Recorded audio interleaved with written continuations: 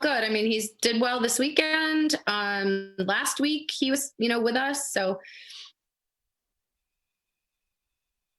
yep, you can do it. All right. Good evening, everyone, and welcome to the April 15th, 2020 Auburn School Committee Budget Workshop. We're here tonight to hear budget updates from Superintendent Grondin, as well as as we prepare for the 2020-2021 school year. As a reminder to all, this meeting is being held through Zoom. The workshop will be recorded, made available by Great Falls TV. You can access that through the auburnmaine.gov website, Great Falls TV, as well as on Spectrum 1301 and on the city's YouTube channel for public access. So with all that being said, Superintendent Grondin, turning it over to you. Mute. I got on mute. So thank you. So I'm going to review. Can you hear me all right? Because I have my heater on. Do you hear it? You can hear me. Good. I'm in my bedroom trapped, and so I give myself a little heat. So I'm going to go over what was in your packet, and then we can open it up for further conversation. So I'm going to share what was in your packet for further reductions. So what our goal was to reach the $350,000 cap on local tax levy that the City Council had requested. And so this is what we identified as reductions. So I'll just quickly review it for those who may be tuning in. Adam just had a bid come back for gas, and that we had budgeted at $2.50, and the bid came in at $1.37. So that was a saving of $15,340. We have hired a new administrator for Franklin, and so the adjustment for salary was $11,125. We changed that teacher who moved into the principal position, which you're approving tonight. So we're making assumptions you're going to give it a green, a good thumbs up. So we made an adjustment for a new hire, so putting in what we normally put in for a possible replacement. We are eliminating summer painting at $19,362. So we're going to do whatever we can now. These are times where we're able to do some of that work. Even though we are not holding school, our buildings are available for those type of projects. Then we took a math coach position and put it in our Title II grant. So I worked with Sue Doris to talk about what we could do to help support these reductions. And so we looked at moving Jennifer Butterworth, who is our PBIS consultant. Remember, we reduced that consulting fee when we put in half of the BCBA position into the grants. And so her allocation has been moved to Title IV, and we feel comfortable with that. And then we had 2 buses in the general fund, and we moved one of the buses into the capital improvement plan because we believe we would rather do that than cut a position. And so that's why one bus did get moved to CIP, even though the resolution, that's Dan, hold on.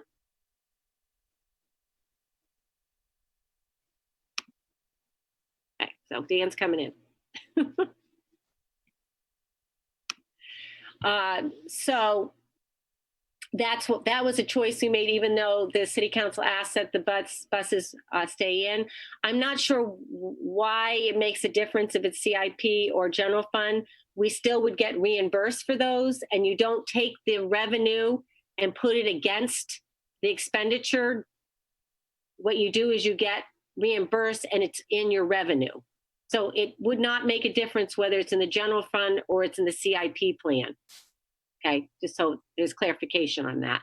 And then the position reductions, the new Sherwood Heights secretary, which I had shared with you that I had kept in the budget, reducing a data specialist. So we took a position in central office this fall, and well, it was last spring, and created a data specialist position to really help with all the reports that need to be done to the state, to help with all of our staff data, student data.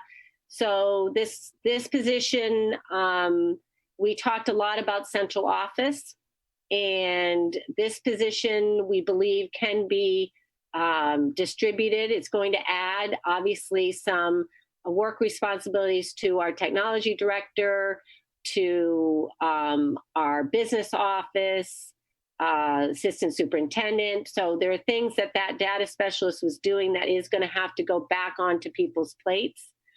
Then we reduced the Park Avenue special ed teacher position. And this, I think I'd mentioned before that, we looked at caseloads across the district, and this was identified that Park Avenue could have a reduction here. We had hoped that it would be an intervention position, possibly, but we are looking at it as a reduction. Then you put back the instructional coach position. Last time, I'm retaking it out due to having to meet this demand. So that puts us at a reduction of $436,961. And so what we did is we applied the $17,651 to reducing the fund balance. So the fund balance was reduced from the $1 million minus the $17,651. Now, some things that you could be discussing is, do you want to make move the other bus into CIP and drop the fund balance again by $87,000? Or you could reduce the $350,000 towards the local tax levy by $87,000. Some other things that we're just learning, and I forwarded you today, the CARES, which is federal funds that are coming to the state. And we're still learning a lot of information around the use of the money. We're hearing that what it's really supposed to be doing is supporting impact of the COVID-19. And so you could say to yourself, well, that instructional coach is going to be very important as we continue with this distant remote learning. It's important because this summer, our summer programming may be more remote. It's going to be important as we look at our technology support for all of this. So you can make an argument that position could go to the CARES grant. So there are some things that, as we learn about the CARES dollars, we're expecting to receive around $800,000. And I want you to know that Adam and I have discussed a lot of this, those dollars are going to need to be considered for special education. As you know, we're budgeting at 85%. And with this COVID-19, it has impacted our out-of-district placements considerably. They also are now, able to bill at a certain level, the daily rate, even though students may be only engaging in remote learning 2 hours a day, and they may have an increase in attendance over the next couple of months.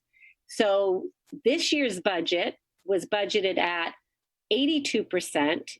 If we get up to as 90% or 92% having to pay tuition this year, we may need to use some of those dollars that's coming through in the CARES to pay for special ed tuition.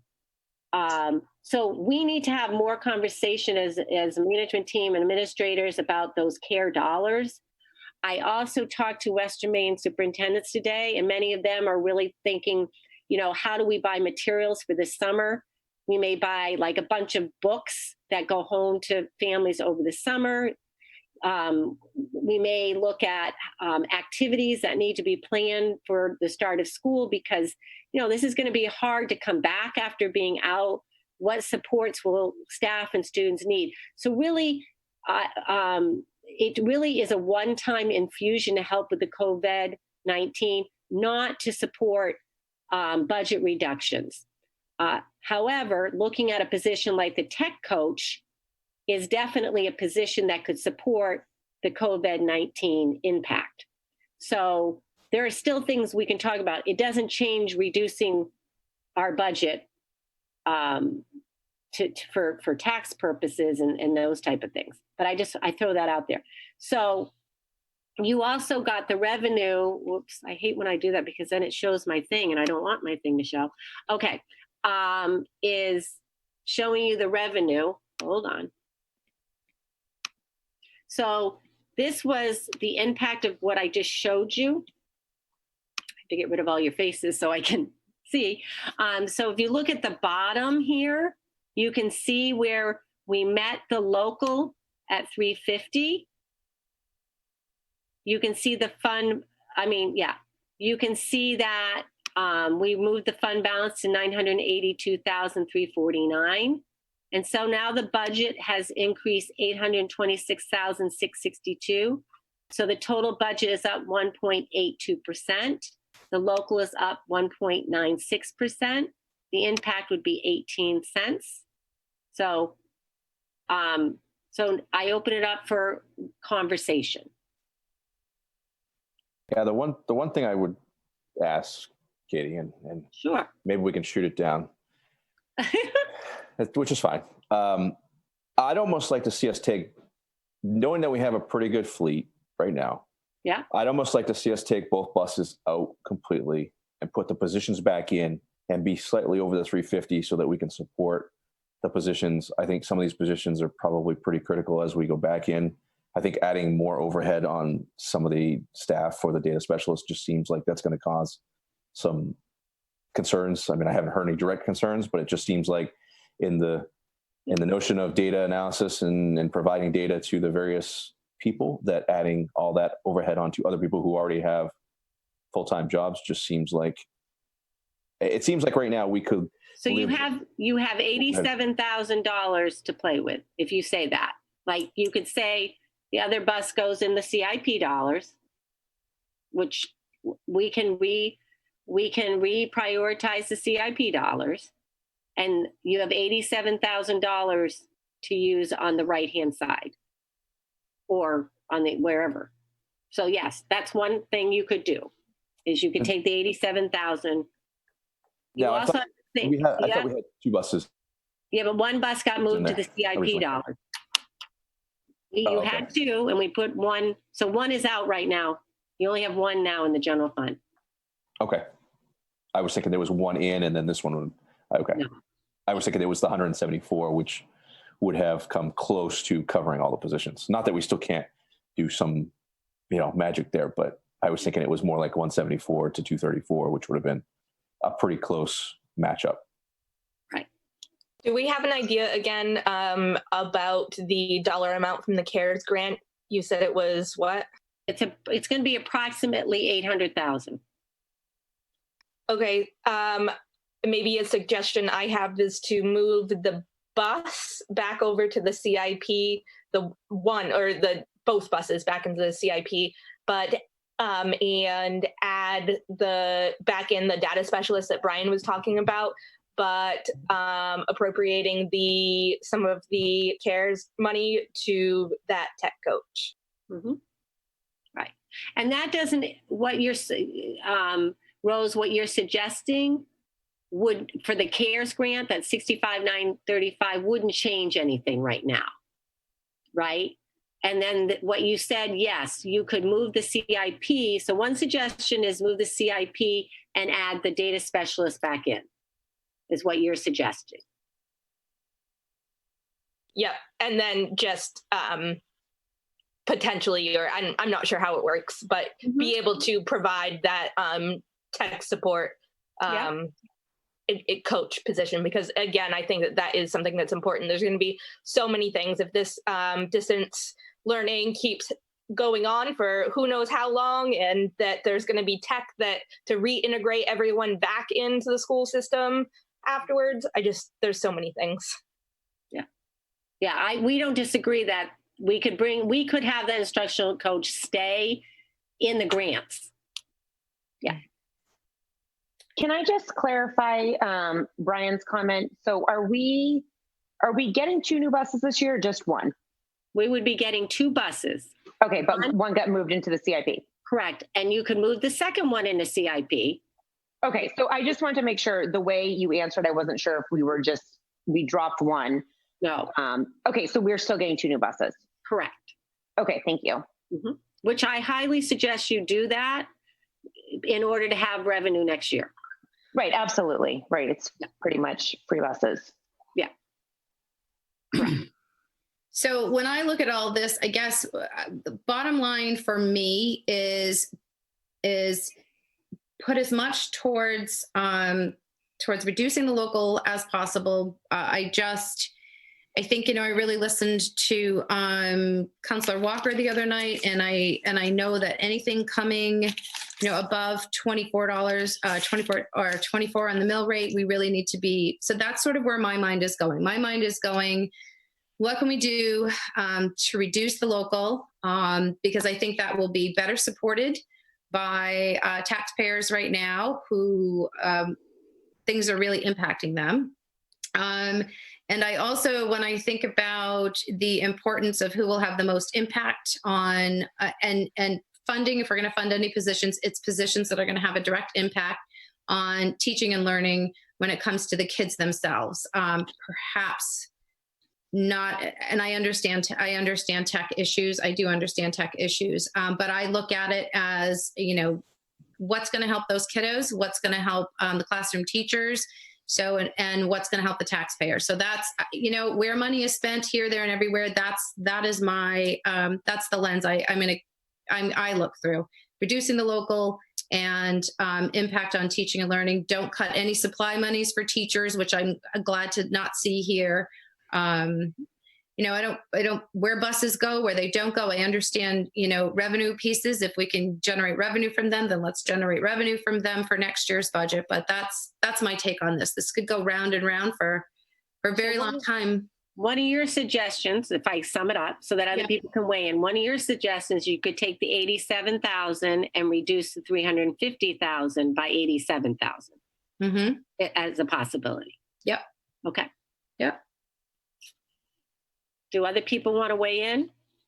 Please do. I was going to say, Rose, we've heard from you. Pam, are you on? I can't see my grid. I thought we couldn't put the buses in the CIP. Yes, you can. Oh, okay, because they last time when they went to council, they didn't. Okay, I thought. Well, their resolution said you couldn't, but that the resolution is non-binding, and I agree. I think. Will that make them not vote for it though? Will that, if that's well, in there? Sounded like to me that they weren't going to vote for that. I don't think they understand that putting them in CIP does not hurt at all. That's what I don't understand. They put equipment in their CIP. Right. So they buy, I think they've bought, dump trucks, and I think their argument was because we get paid back for it. Right, but that's why they didn't want that in there. So I'm thinking that they're going to vote it down if it's in there, but maybe I'm wrong, but well, that's what I heard. If you don't raise taxes, why I don't. No, I know. I'm just saying that. I know what you're saying. That's what I heard that night. So yeah, no, you're right, Dan. Yeah. And I think we need to remember this is a different conversation we're having now than we did even 2 weeks ago, that we did. Oh yeah, I know. Yeah. Before the budget really started. So I just keep looking at the impact to the local. I think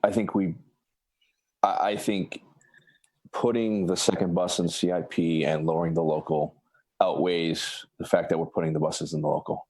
I am curious to see and hear what Brian has to say, just from I know he's been on both sides, so I'm curious his thoughts and what they do versus what may or may not be palatable. But again, I think the key here, I think we heard it from the various city council meetings. I heard it from Mayor Levesque that, the key is reducing the local. And I think, if we can do that,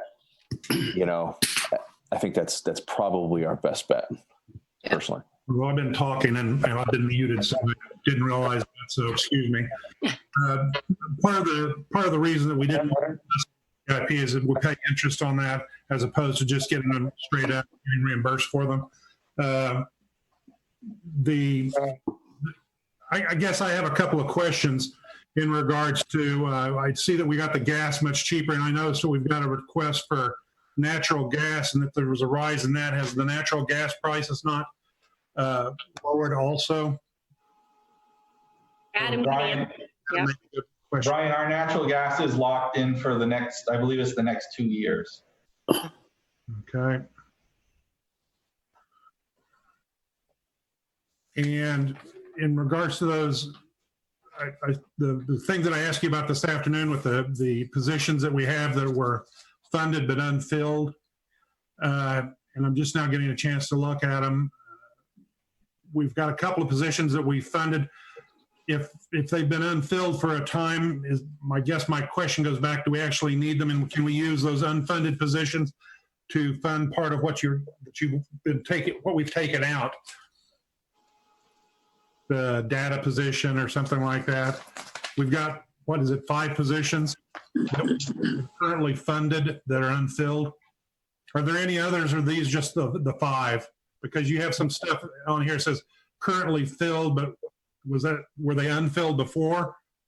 So Brian, the 5 at the top of the list are the only ones that are currently vacant. The rest of the list they're all currently filled, and we're anticipating turnover, and that's why they're listed in the budget as unfilled. Okay, so the ones on the bottom were the ones that we were anticipating. Okay, I get it. Right.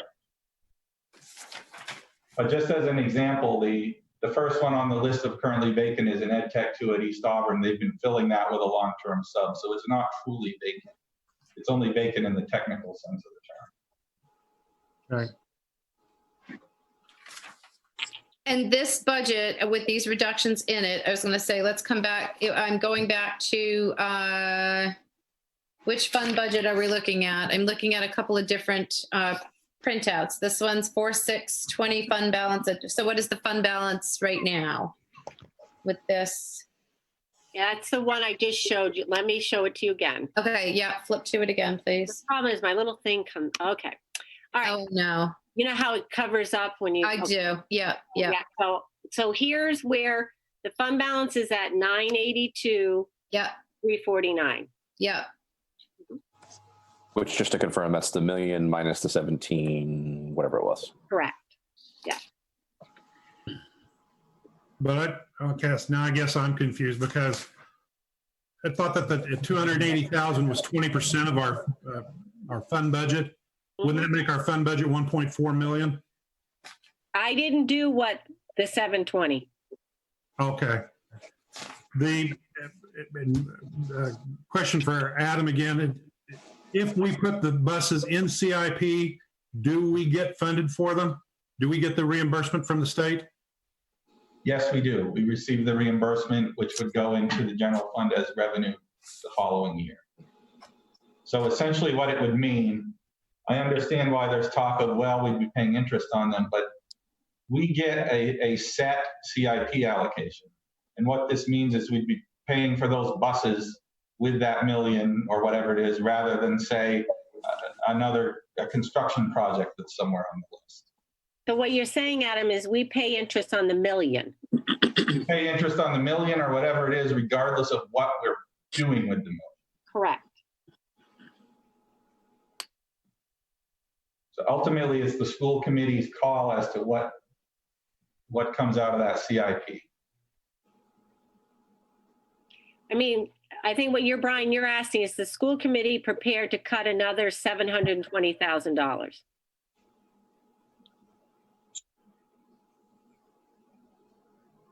Is that what you're asking, Brian Carrier? Hang on a second. No, I'm just asking that's when we were talking about it, you had said that the 20% was 280,000, and I was extrapolating backwards that if 280,000 was 20%, then the fund balance would be at 1.4 million. So just so everyone understands that, the unassigned fund balance last June was 1.4 million, which is how we're getting to the 280,000. That would be 20% of that number. So if we held to using only 20% of the 1.4 million, then we'd only be able to use the 280, and we'd have to cut another 700 and about another 700,000 at this point to meet that goal. But what Katie has brought forward tonight does not attempt to meet that part of the directive.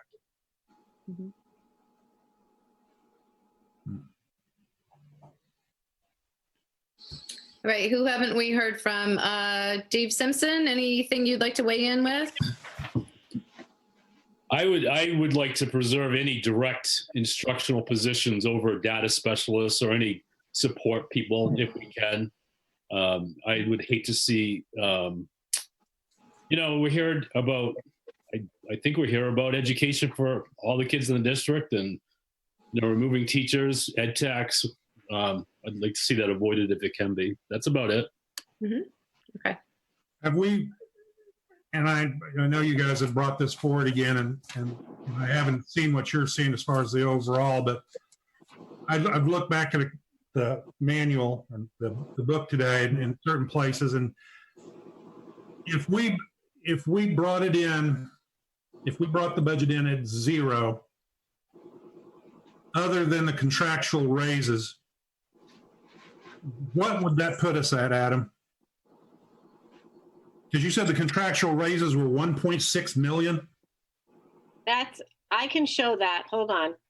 So that number is changed because of the health insurance change, and I have not recalculated that. But the general answer to that is we're already below what that would be. We're already well below what that would be. Okay. We've already, keeping it at 350, the salary benefit increases alone would be over $1 million. $1.3 million or somewhere in that vicinity. It would probably be between $1 million and $1.3 million at this point after getting our health insurance rate. So, obviously we've had to figure out how to absorb all of those increases to salary benefits by cutting other things. Right. So we're already well below what that target would be. So Brian, if you see on the screen, our budget is up $826,662. And that's being covered by the revenue of the local and the state subsidy and the fund balance. So just to be clear, over last year's total budget, this year's total budget, including raises, is up $826,662. Correct. Okay. And the value of salary and benefit increases is somewhere over $1 million. Okay. So we've absorbed that by cutting other things. Okay. All right, who have we not heard from?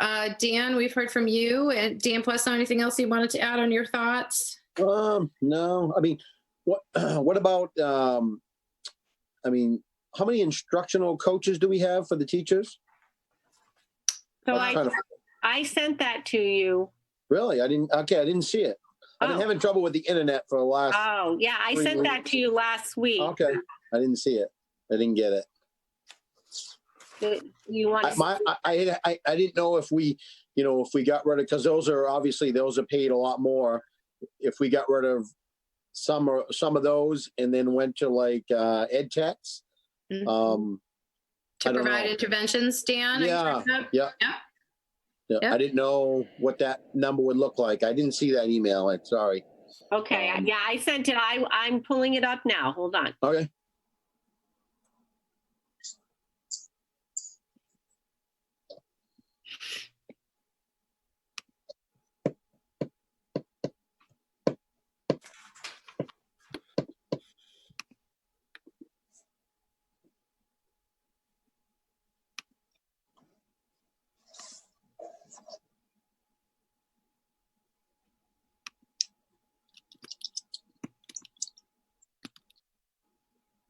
Adam, I have a quick question for you, if I could. Yep. Can you give me a ballpark as far as percentage of raises for this year? I mean, I saw the scale that was at the front of the book, but doesn't seem to be holding up completely true. And for some reason, it was sticking in my mind that we had that number before. Contractual raises was what percentage? Overall, not individually. Are you talking, Brian, for admin or teaching staff? Teaching staff. So I never broke out just the teaching staff. I had everything. So all positions, it was on the overall budget, it was a 3.16% increase for salary and benefits.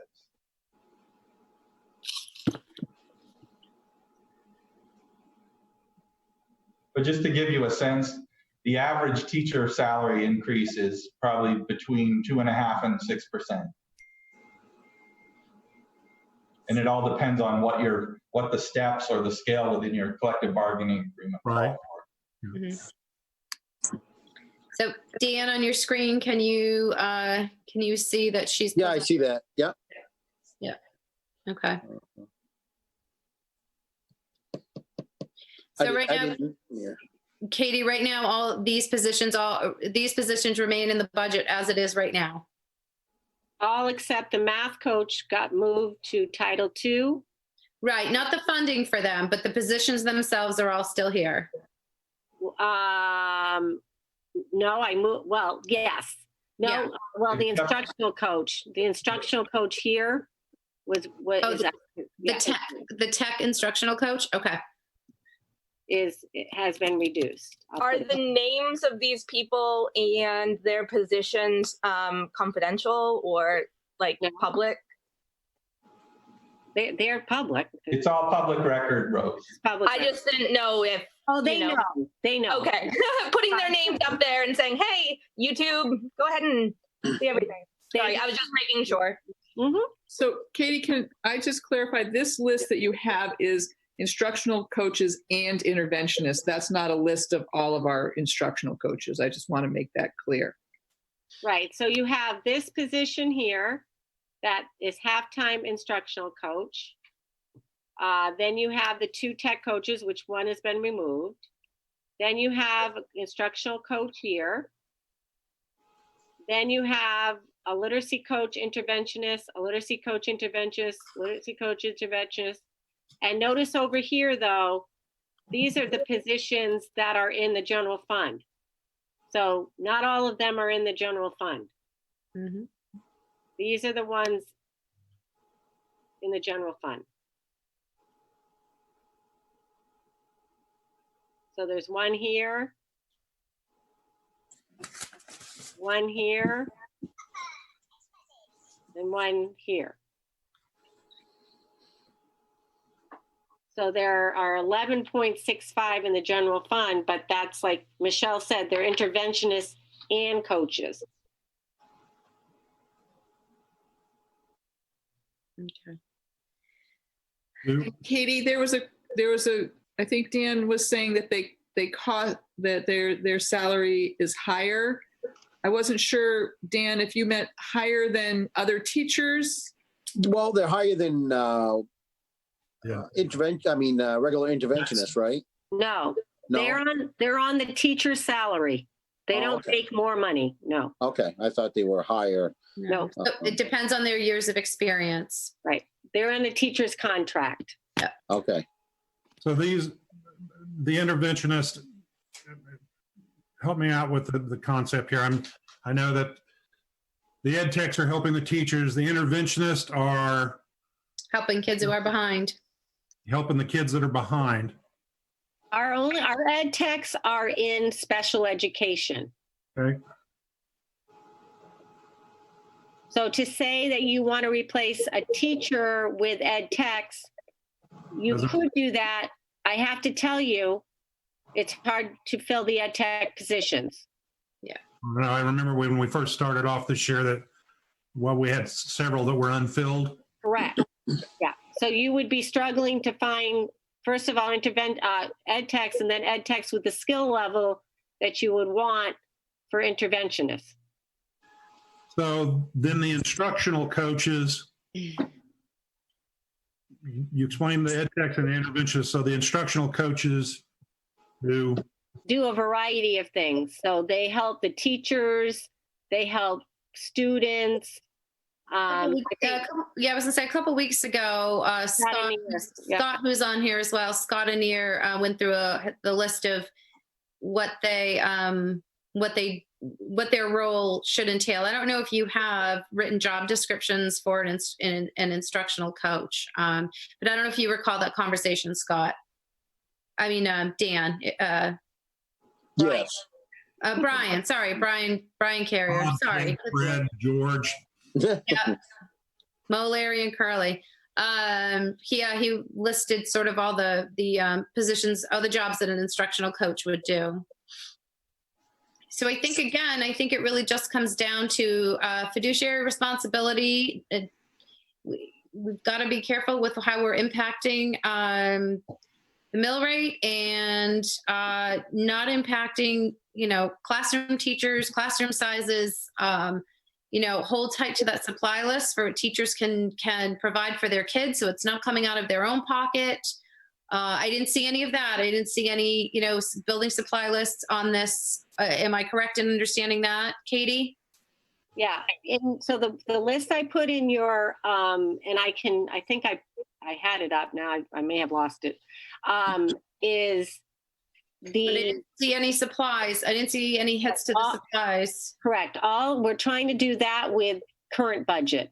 So current budget, we did reduce it, but remember we reduced it because we're purchasing it now. Okay. And just to clarify on that, we mostly reduced equipment. So the instructional supply lines are pretty much untouched from the original proposal. Okay. Because as we started to look at it, it was clear that to hit that goal, we'd have to decimate those supply lines, which didn't make any sense. And and that's tricky because now now teachers will have to pull out of their own pockets. So that's just what I'm going to keep coming back to is impact to the local classroom teachers, sizes, and if in my mind, if this kind of we get the budget to a point where it seems fiduciarily responsible and something happens and we are able at another point to add interventionists in that we find for some reason there's some funding there for an interventionist at some point along the line, then I would like to think that door might still be open for that a little later on down the line. But right now, in this crisis time, which also, and I've talked to Katie about this as well, what the vote will look like if we are able to have people physically walk into the buildings and vote versus they get a paper ballot at home, what voter turnout will look like. It's two very different scenarios in all of that. And I know right now there is a huge support for educators out there for what they are absolutely what they're doing in this crisis time. I also want to be mindful that the same people who are appreciating everything that teachers are doing are also going to be, potentially impacted by all of this. And so we have to be careful what we're asking taxpayers to do and how we're spending that money. So. I have one more other thing, please. Yep. And then it's Pam. I see. Yeah, I was going to say, I saw Pam. Her volume must have come back.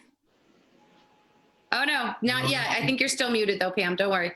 All right, go ahead, Brian. I have a quick question so far as the general fund. You said last year it was 1.4.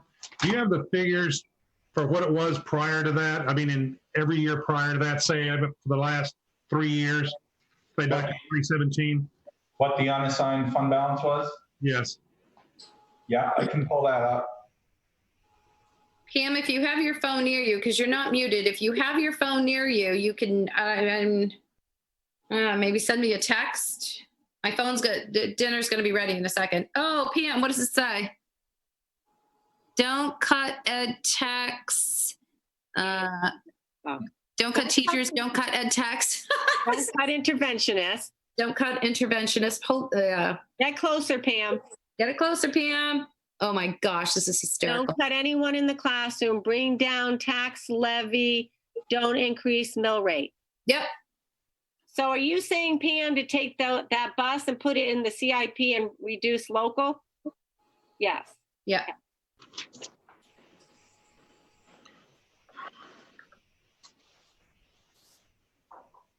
So Adam's getting the fund balance up. I had it in a prior Well, I've got a number, but when I printed the file off today, I think I was in portrait and not landscape, and it cut my page in half. And I mean, you can see from what I showed you, you can see on average, I mean, way back in 2014-15, we used 856,000. Then we used 856, 906, 906, 719, 877. Yeah, I was going to say it's on this. It's not printed, but it's on this that she sent on our as part of our onboarding package. What the history of the fund balance has been. Yes, that's true. I did, Karen. Right. And Brian, just, we have been very conscious about our fund balance because we saw the trend that consistently we're using, what was it, 906,000? Yes. We're trying to reduce that so that we had a cushion because we knew if we consistently use that money, those monies year after year, we'd eventually run out, and we did not want that to happen. And we have been very clear with City Council about that. well, I mean, obviously they've regenerated over time. I mean, if we started off with a fixed amount, using 900,000 a year would have reduced it. I'm just looking at what we start off with in 2017 that we could use 900, or not the last couple of years. The last couple of years in 17, it was 719 and 873. So I'm just wondering what the number was that we started off with. Ryan, I just put in the chat box the FY 17 and 18 balances for you. You want to say them out loud, Adam? Because the public can't see that. So on 6/30/17, the unassigned fund balance was 1,116,414. And at the end of FY 18, it was 1,206,431.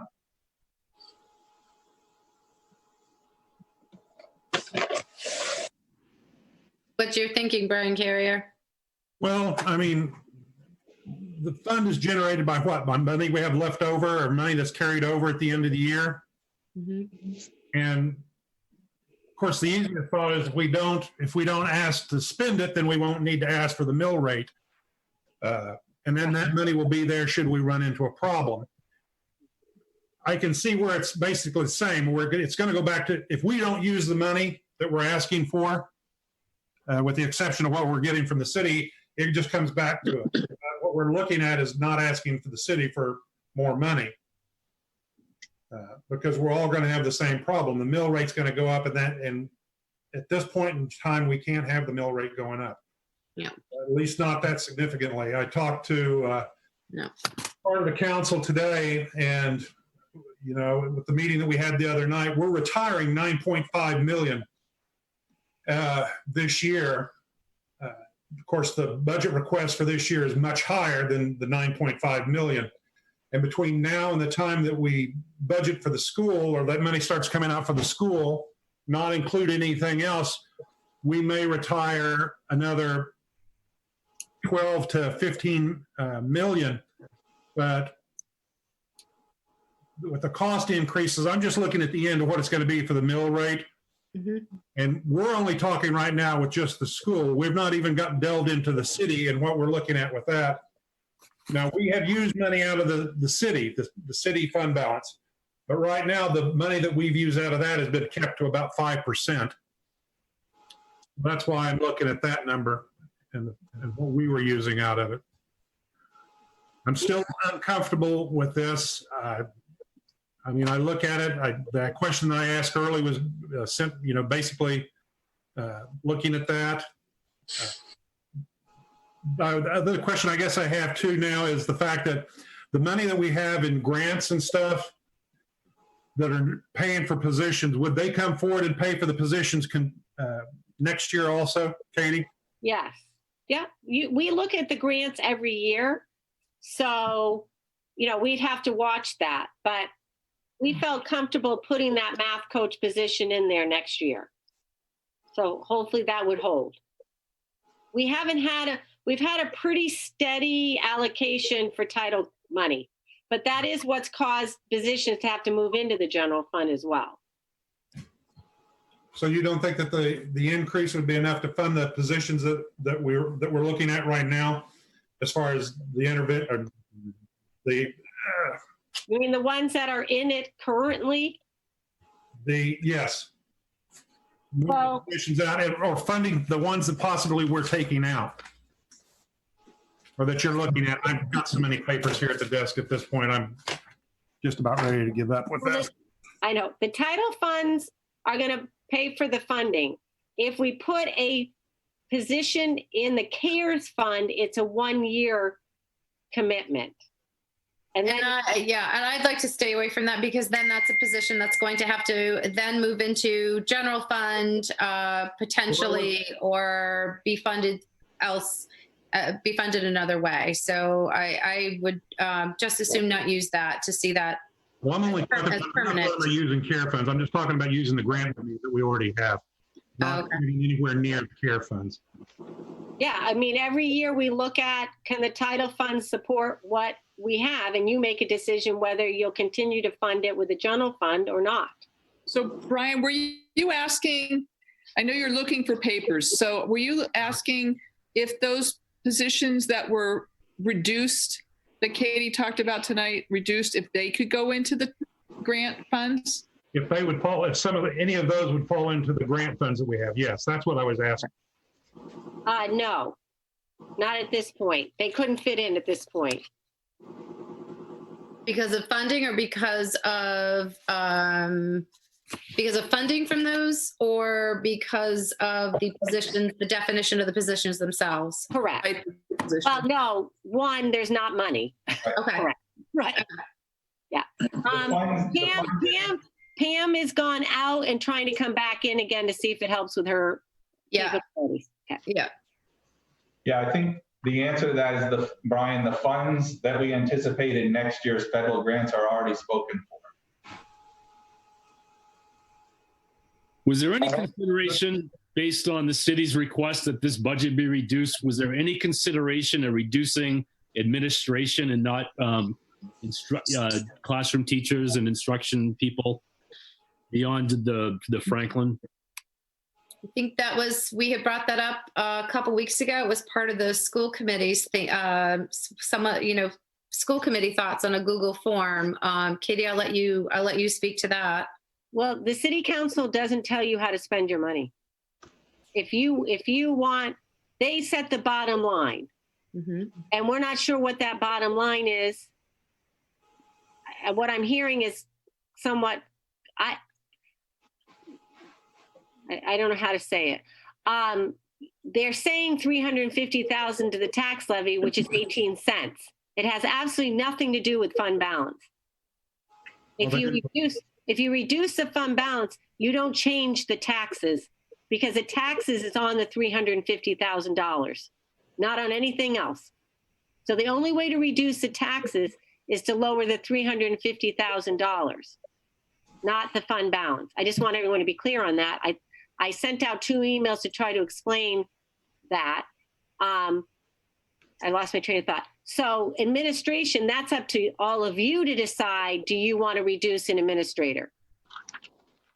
My question, Katie, was that a consideration through this process that you, I presume Adam Right. led to tonight, not anything beyond that? When we discussed that it was on the list, considering administration, we believe administrators are just as important as teachers and ed techs. So no, they were not, we don't believe there's an administrative position to be reduced. If we thought there was, it would be on the list. As you know, Auburn Middle School used to have 2 deans of students, and they now only have 1. And the high school used to have 4 assistants. They now have 3. So that has been reduced in the past. So we feel there is no administrator position that should be reduced. Thank you. Welcome. Okay, so at this point, I feel like I have put in my 2 cents as far as where I believe we should be going with this. The line by line items, I think right now, I don't sit in the schools every day. So I think that is left up to left up to you, Superintendent Gronin, as well as your Auburn School Department to think about, the impact on the local, and just knowing where we are and knowing where City Council is. And if you watch the April 6th meeting, it was pretty clear to me what their thinking and thoughts were. And so I'm not comfortable with any increase to the levy, to the mill rate whatsoever. I'm not comfortable with it. So do you want us to put a list to cut $350,000 more? Yes. Yes, I absolutely, I don't want you to. Let's get the word want out. No. Are you directing us? Well, I know you don't want to do any of it. You do know to do the 350,000, everything you just said, I don't want to reduce, is going on. It's going to have to be, potentially going to have to be reduced. I'm looking at, and this is, I look at the difference between a $25,000 7-passenger van that I don't know if it's still part of this vehicle, part of this budget anymore. You're saying no? It is not. That is not part of it. I didn't notice it on any of our reduction. I didn't notice it on any of our reduction lists. That got moved. Adam, where did the van go? When we did our first reduction list, that went into CIP. So that came out on the first round. Oh, that's correct. That's correct. Sorry about that one. I do remember that. And then I asked you, Katie, too. I asked, about right now, I think, I asked you about conferences, looking at the professional development lines, as much as, I can appreciate the knowledge you get from conferences, really being careful to send 1 and not 14. Has that line been looked at? Has the, and again, it's line by line, but. Yeah. Well, a couple of, that we reduced the travel for conferences. You have to put in conferences for administrators that qualify. It's part of their contract. Right. I've seen that as part of their contract. Is it part of the teaching contract? No. But that's not going to get us 350,000. Not that I can't put it on the list. I will put it on the list. But it's not going to. It won't get you there faster. I understand that. It won't get you there. The only way you can get where you need to be is you're going to have to look at more positions. Can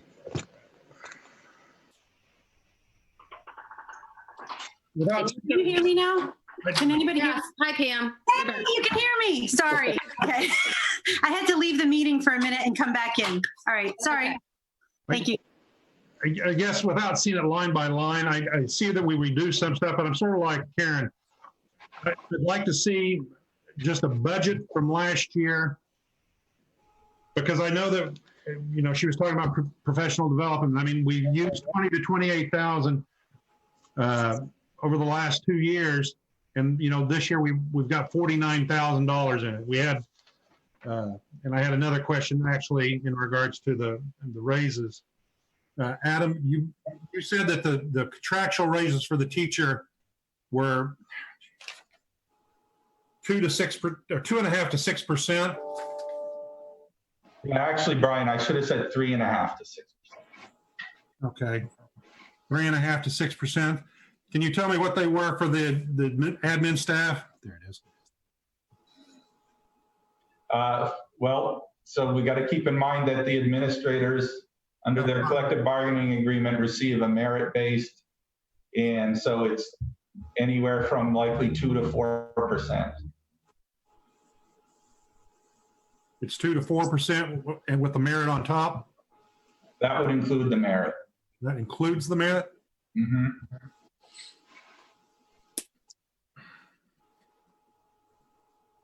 I also need to remind everyone, if you look at the breakdowns that I gave all of you regarding changes in the budget lines, that there was some shifting in how we budgeted PD. We had things budgeted under dues and fees that really should have been under PD. And if you look, there's actually an overall reduction in PD in the proposed budget from last year.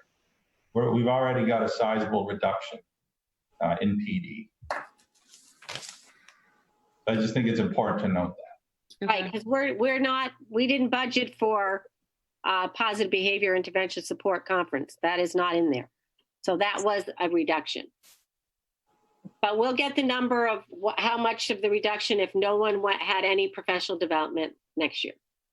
I just think it's not that no one, it's that we really, right, and I'm thinking of the train the trainer model, send one person, gets the information, comes back, and provides the PD. I'm telling you, Karen, just so you know, the stuff that's in there is guidance counselors. There's a group there, we send a couple to theirs. So there's certain ones that we don't have anything planned to send a group of people to a conference. This is all, if the music teachers want to attend their music conference, not all of them go. I'm trying to think, it was a principal going to the Maine Principals Association conference, those type of things. But we'll add it up and we'll let you know how much it is. Yeah, I'm just looking at, is that a potential area to, right? Because it doesn't impact the classroom teacher, the ed tech, the children sitting in front of them, and the supply lines, and right, that's sort of the. What do you feel about field trips? Depends who's going and where, right? Big sale for field trips. I hate doing that stuff, but how do we decide who funds field trips and who, which grades go on field trips and which don't? So are we talking about the 8th grade field trip to, where do they go? Canopy Lake, or I can't quite remember where they go, or Boston? Or are we talking about, a field trip that our kindergarten kiddos want to attend to the Gray Animal Farm, right? So like which types of, or are you talking just field trips in general? No, I'm just pointing out accounts. If you're trying to save people.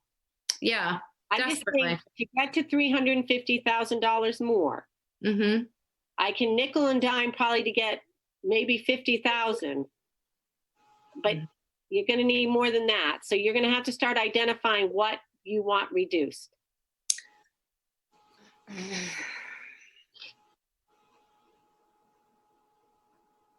Well, I think I've identified what I don't want reduced. Exactly. So to me, that leaves. You're going to have to do the hard stuff. Well, I think that we have established what we don't want reduced. Right. We don't want teachers reduced. We don't want ed techs reduced.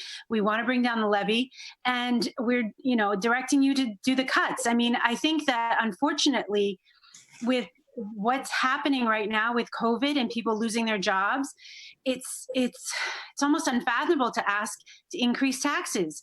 People are struggling right now. Businesses will not reopen. Some businesses hopefully will, but this is a serious issue to our economy. So to ask people to raise taxes is really, it's not a good time to do that. Now, granted, if things go well and we end up with money, then we'll do those things. But field trips and, sending, well, you're saying that all the professional development is, there's nothing in there, but not too long ago, we sent 21 people on a professional development conference. Like those things cannot happen anymore. Right. And that's not in there, Pam. And that's good. That's good. Right. But I'm just saying that, when Karen says, no professional development, I guess in my mind, that's in the back of my head too. Like, why did we have to send so many people? Like, I know in my job, I have a small department. We don't send a lot of people and someone comes back and does a professional development for us. We can do that.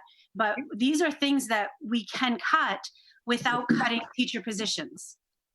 And I hear what you're saying, and you're right. We can't look back at what's been done. We have to look forward. So I will look at the budget for that. And if you want me to do the hard stuff, which is to identify the positions and the things in the budget, we'll continue to do that. I just can't see, this is not where we want to go. This is not what we want to do, but we have to be so careful right now. So the May 1st meeting, I will bring the $350,000 reduction list. And I think by presenting Brian Carrier, let me know if we present with present with more reductions and, impacting the mill rate as little to none. What's your feeling, Brian, with city council? That it'll be more advantageous for us to do that. And just to let you know that I'm not paying attention. I'm actually talking to a lot of the city council right now. And I've got questions that are coming. I go back to Adam again. I seem like I'm picking on Adam tonight. But and Katie, you might be able to answer this too. If we cut both buses out this year, if we just cut them out, then we'd actually lose the state funding for 2 years when we could pick it back up. For next year, you won't have the revenue. You're correct, Brian. If we don't buy them at all, Right. then you don't have that reimbursement coming in FY22. So that's, 184,000 hole that you're starting in on the revenue side. Okay. How many, and I think I asked Billy this the last time, how many buses do we currently have and how many buses do we have on the road every day? Might be advantageous because I think that he said we had 7 or 9 on the extra side. Yeah, we have 38 buses. I would have to check with him on how many do routes every day. I guess my next question is part of something to look at would be how many do we need to keep for spares? And I know an old bus is a cost waiting to happen, but it's not a $87,000 expense. But if we could get rid of some of the buses, it might help us out of this hole a little bit. The buses have virtually no value when they're that old. How old? Well, yeah, when buses are 15 to 20 years old, we might get $1,000 for them. All right. Are they all in that? Are they all in that category? No, they're all different ages because when you have a fleet of this size, the goal is to replace a steady, constant number every year, so you don't have 0 one year and 5 the next year. Right. So 2 to 3 a year. 2 to 3 a year turns over the fleet in 15 years. So that's always been the goal. Okay. So any of the buses that are whatever you said that they were worth like $1,000, sell them or whatever. We should turn them into schoolies and then turn around and sell them as more. Like the tiny house thing to work with the high school, make some revenue. Get some creative thinking out of the box and get some revenue, Rose. So, Katie, I think Can I suggest that we add April 29th, 6 o'clock budget workshop so we have more time that's not bumping into a meeting? Yeah, I absolutely was just about to say. So I think right now, in order to feel comfortable presenting to City Council, I think you're hearing from, a lot of us who are just a little bit still uneasy with the number that we're coming in at right now. And that, really it's like, look again, keep looking so that this does not become this back forth budget doesn't pass. So I'd really like to present something that we are saying we are scraped right down to, soup and grilled cheese here is what we're eating. There's no filet mignon in this budget. And that I think is being responsible of us. One more quick question. Sure. To have one more quick question all night tonight, but we that's one earlier again about the instructional, the interventionist, ed techs help out in special ed. Instructional coaches help out when there's somebody that may be lagging behind or something that needs it. And the interventionists are behavioral interventionists. That's their sole purpose. So do they take the positions of the assistant principals or we used to call them dean of students in my day? Is that what their actual position is? Katie, do you want to, I was going to say that you've got a couple of different positions. So interventionist, I'm a kiddo who's behind in school and I need academic help. So I'm going to get some help from the interventionist. They run small group. They're going to help me. Okay. Then what was the other position what's the other one you just mentioned? Instructional coach.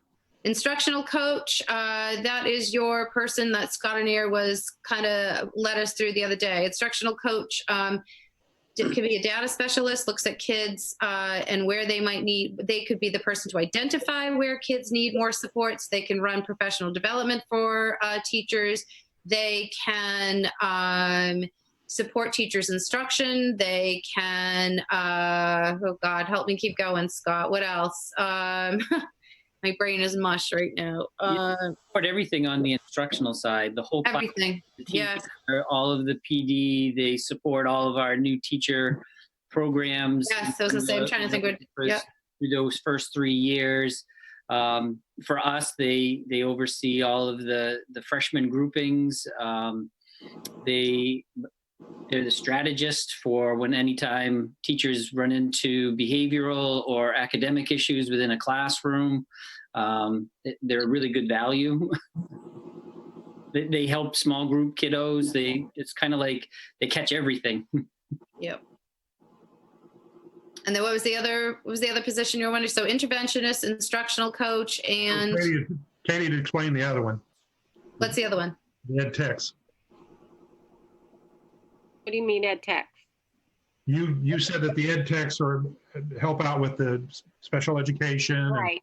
So most of I would say all of our special ed teachers have an ed tech in their program to help support students. So the teacher is working with students, the ed tech is working with students. The ed tech often goes with the special ed student into regular ed classrooms to support the student in that program.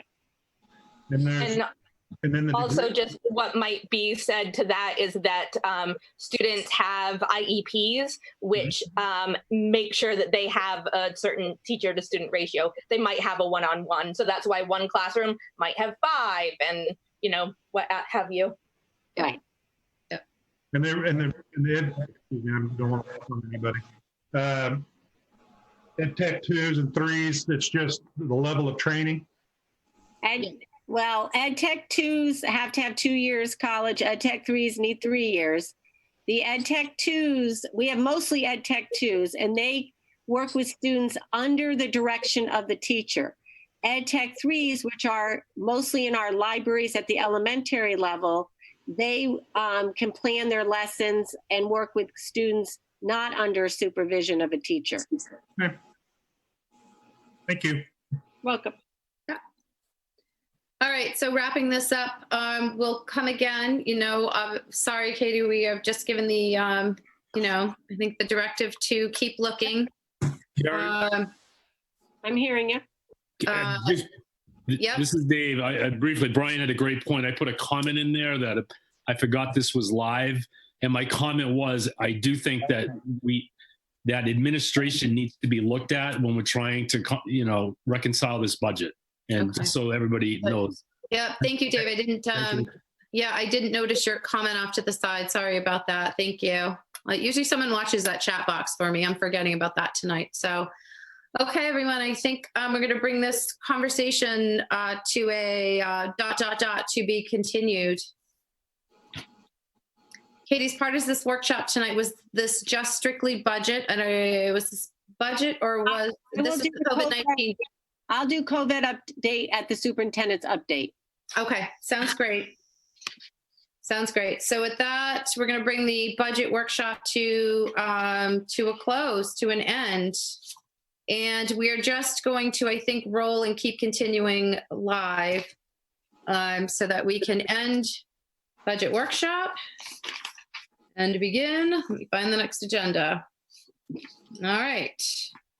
And at 7:08 p.m., call the April 15th, 2020 Auburn School Committee meeting to order. Let's call it to order, and let's begin with introductions, please. We'll go starting with Ward 1, please. This is Rose Walker, Ward 1. Pam Hart, Ward 2. Karen Matthew, Ward 3. Brian Belknap, Ward 4.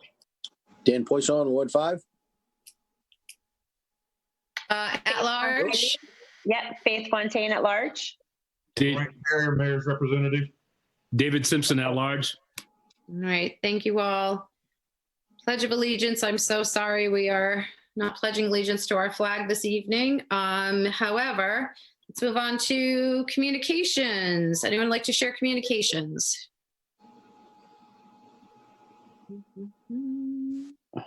Okay, hearing. There was, Go ahead.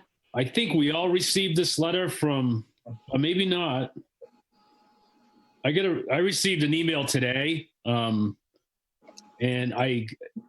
all I can tell you is I received that. Should I read it for everyone? So is it an email that is around teaching and learning right now? It's around Jonathan DeLorme? Yeah. Yeah. So when Superintendent Grondin talked about the COVID-19 update, I was going to make sure that these questions were part of that update as well.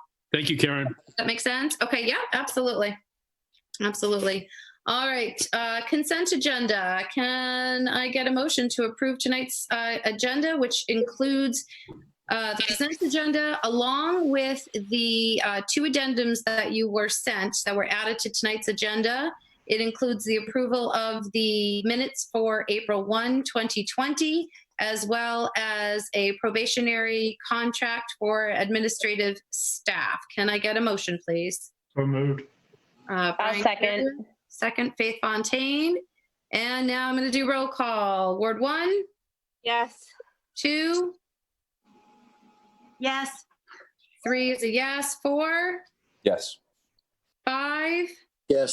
Faith Fontaine at large, Yes. Dave Simpson, Yes. and Brian Carrier. Yes.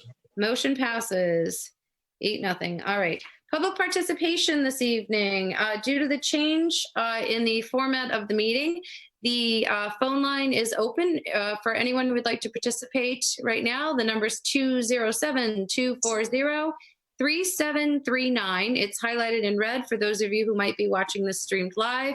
There are also emails. We have had communications through emails, which are being sent to us as well. And the phone's ringing, so I'm going to put her on speaker. Hi, this is Karen Matthew. Hi, this is Coach Gibson. How are you? Good, very well. How are you, Coach? Outstanding. Yeah, good to hear. Good to hear. How can we help you this evening? I know you're very, very busy. So my first question is the plan still that for spring coaching stipends that varsity will get 33% of their stipend and the sub-varsity will get 20% of their stipend? I believe that is Superintendent Grondin. If you could, I believe that is still the plan right now. But Superintendent Grondin, can you confirm that? Yes. Okay. Yes, that is the plan. still the plan. Okay. Hey, I know you're very busy, so I'll make this really fast. Sure. Are we all set? Yep. Go. So the day after there were no more students in the school, Katie appeared on a Zoom thing, and I thought did an unbelievably great job. She talked about how the staff was going to get paid, that the people were worried, and she put people's mind at ease. I thought it was absolutely outstanding. And that's easy with teachers. You know, as teachers, we're doing distance learning. I'm on the computer for hours per day. For teachers, the remote learning is a ton of work. It's frustrating. We're rewriting assignments. I'm technologically challenged, but so are a lot of my students. And it's been really, really, really hard. It's been a difficult thing, but it's easy to justify the teachers still being paid during this time. Katie was really honest, and she said for some people, they may have to do professional development or to take classes or things like that to make sure that they did get their pay, which I thought was unbelievable. Our Auburn School Department has always been a family, and I love all of them. The secretaries, the ed techs, the janitors, the food service, the bus, all of those people. What I don't understand is why the spring coaches didn't get that same opportunity. Why weren't we able to do professional development or find another way to earn all of that that spring stipend. And I want to be very honest, I've never asked for a handout in my entire life. I've coached year round for most of my career. I would never, ever, ever ask for something for nothing. But if other professionals in the district are being given an opportunity to earn their entire pay, I don't understand why spring coaches weren't also able to do that.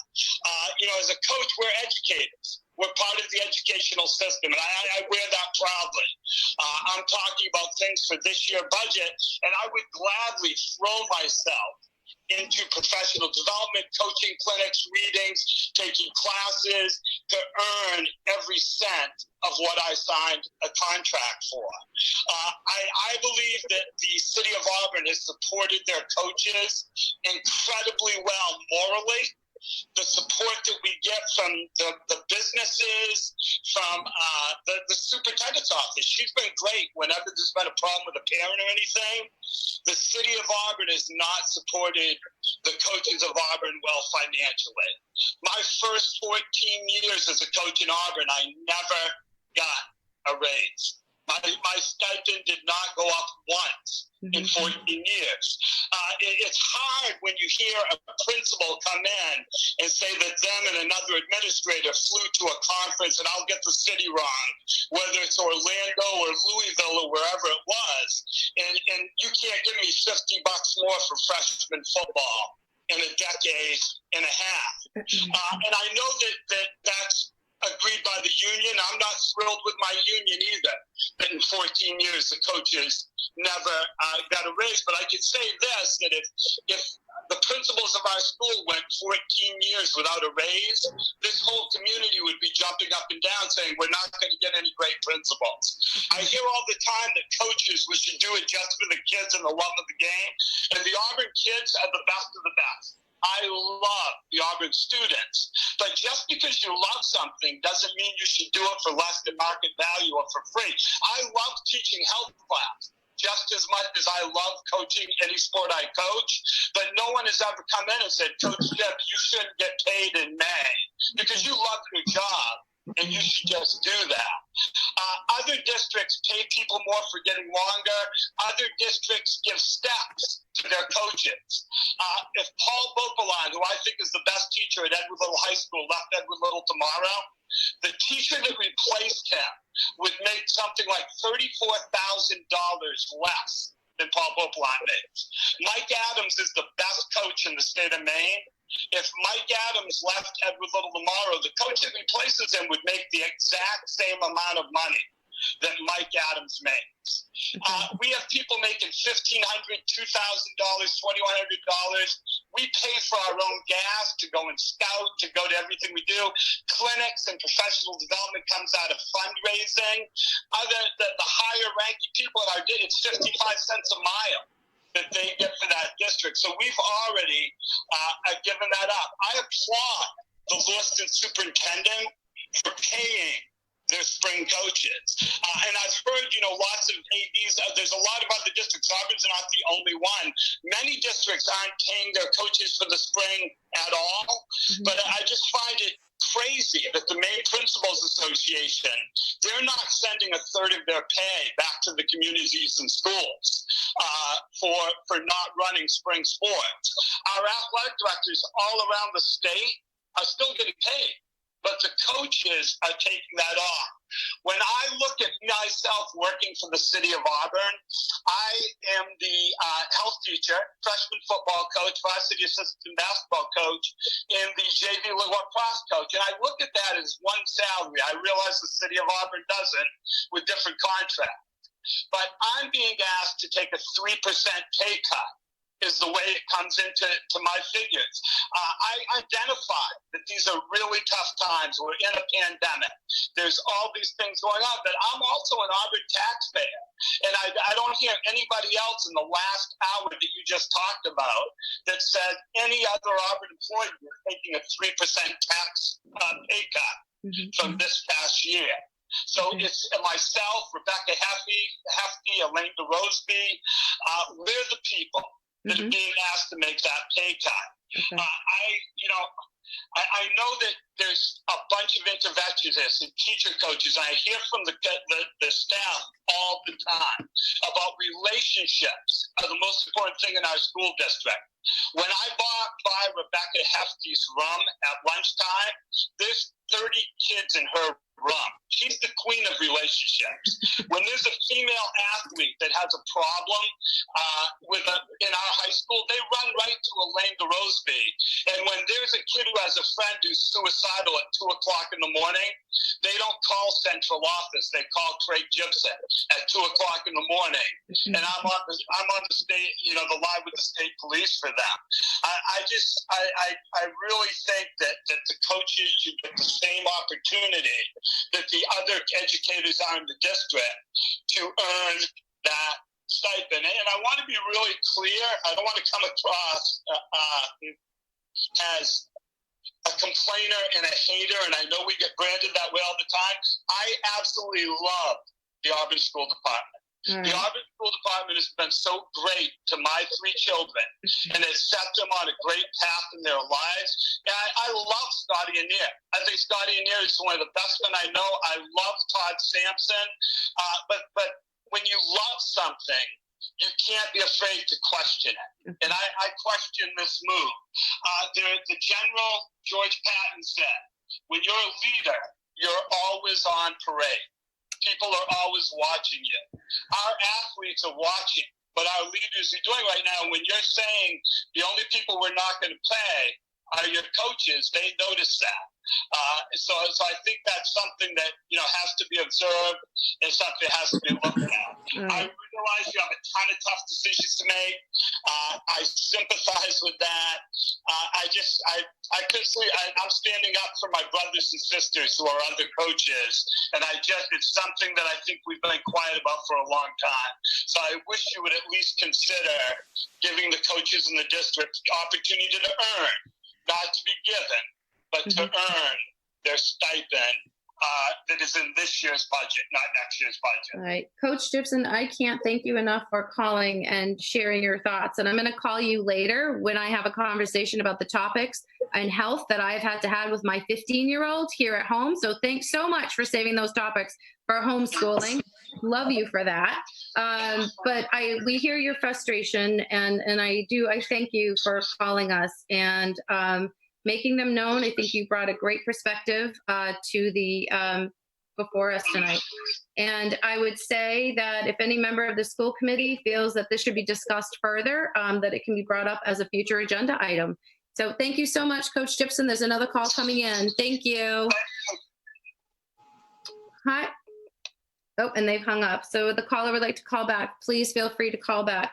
So again, I'm just going to reiterate, if there's any member of the school committee that feels that this should be a future agenda item based on what Coach Gibson has just said, or if you'd like any further information to ask Katie for any further clarification around that, we can make it a future agenda item. All right, public participation. Oh, hang on. Hi, this is Karen Matthews. Hi, Karen. Hi, who am I speaking with? This is Bree Cocker. Oh, hi, Bree. Hi. So I was just calling in. I'm going to step out away from my computer. Yeah, I was going to say I'm hearing feedback from your computer. Right. Can you hear me? Yeah, absolutely. Okay, so I am a second grade teacher at Sherwood, for those of you who don't know me, and I was just sitting in on the budget workshop, and I just wanted to kind of propose a couple of thoughts. I know a lot of conversation was happening around cutting the field trip budgets and looking at that.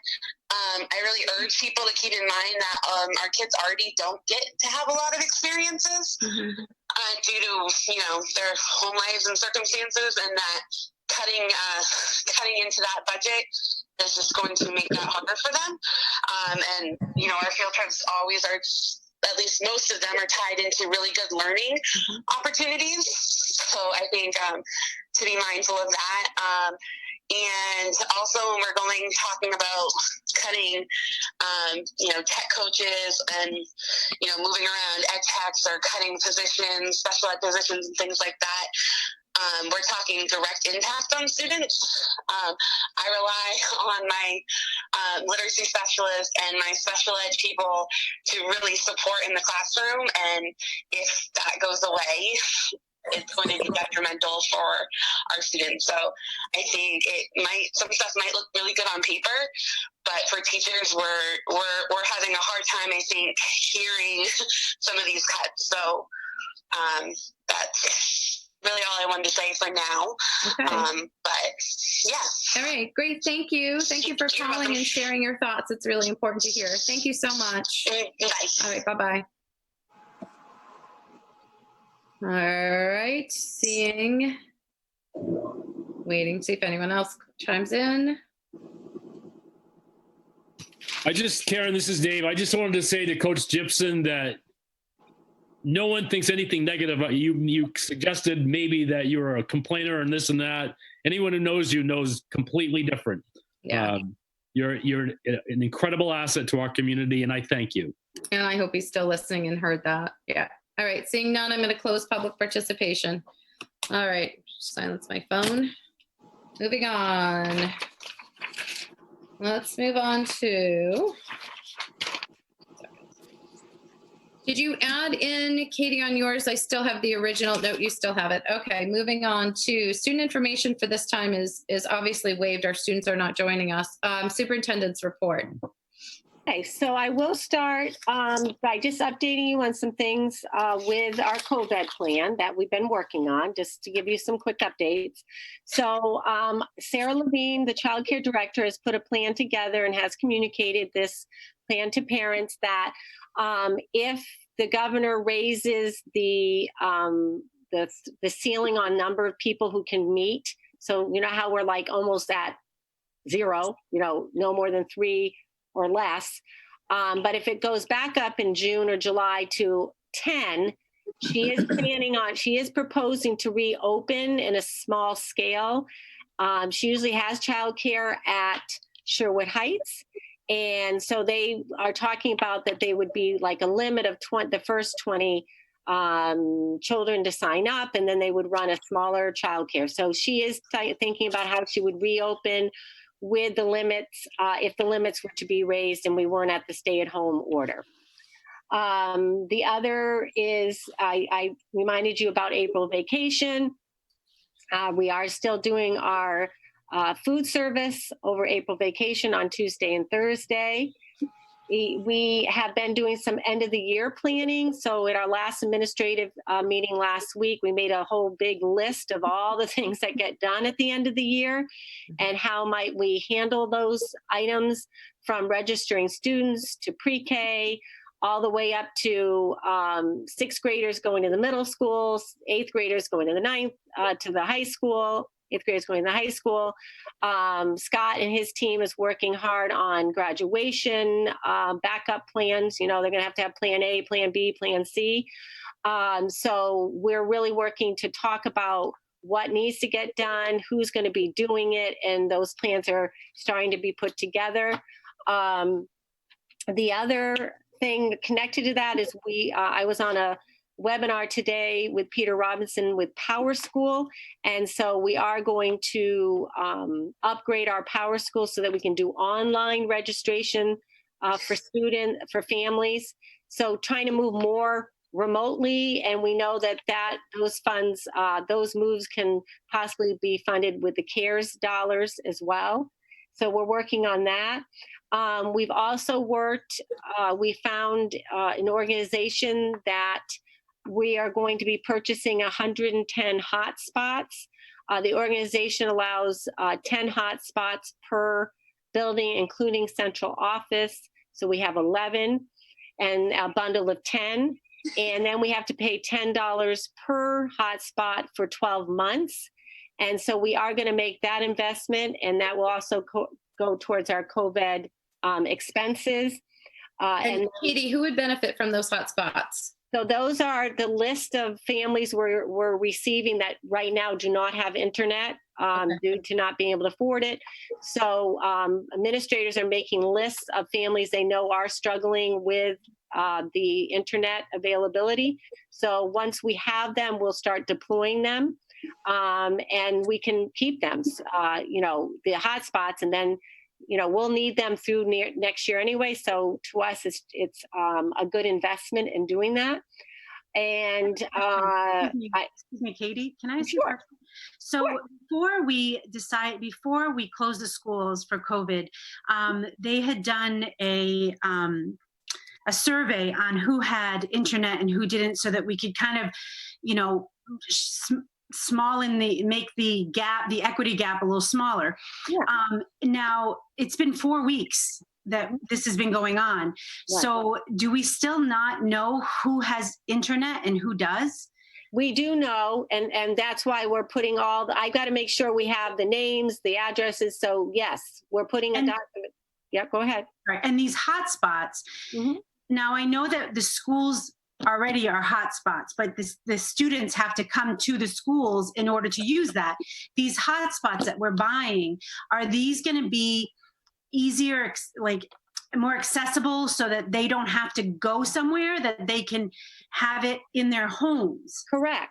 Okay. Right. That's exactly it. So what we will do is, when we identify those, and you don't have to use them at the particular building, you have a collection of them.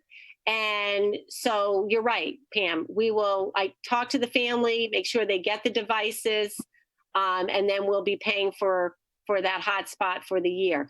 Other schools, which we're learning, often have hotspots in libraries that kids can check out, which I think is a great idea. So once we get over the COVID, and those families, we either consider they keep the hotspot, or if we've given them to elementary and they don't need them, we can put them in libraries to be checked out, for families can check them out.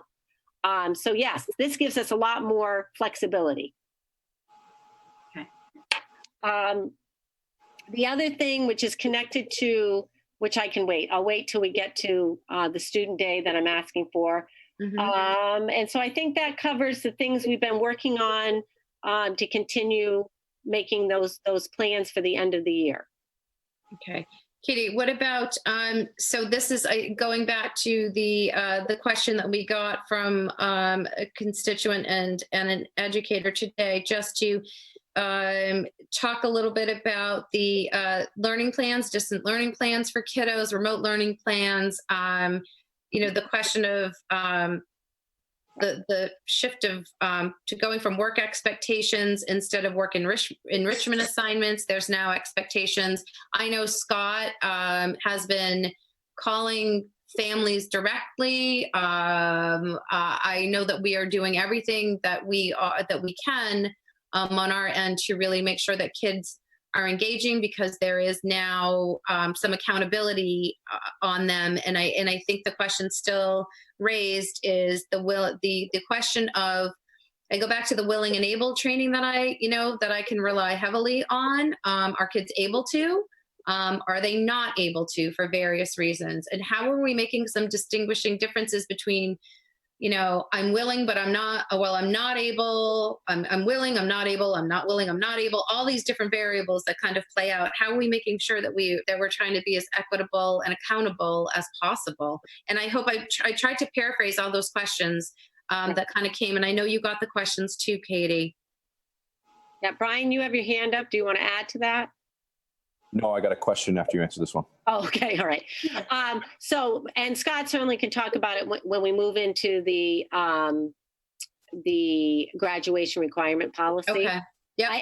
I think what's very difficult in these times is you're not going to be able to please everyone.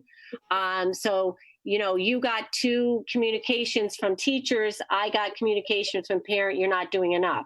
So right. You have a balance of, some parents want more accountability, and then you have others who feel there's too much accountability. So you're right. So what I'm hearing, and I've seen communications, having teachers and administrators checking in with families, what is the barrier? Now what Scott and I talked about is some of these concerns around courses. They're not required courses, right? They're elective courses. So students might be saying, you know what, I can't worry about my elective course. I'm going to worry about my courses I need for graduation, right? So you might see less participation in an elective class where students know that they don't need the credit against a course participating where they need the credit. And you're right, Scott's sending robocalls to remind students that you need to earn the credit for this semester. So I think there's that dilemma of what does it mean to earn a credit? And, you know, I don't think we were comfortable at all saying no credit for this semester, because that has its own challenges. So Scott can talk more about what he's talking about. We really tried to set up the framework to be as flexible and as forgiving as possible.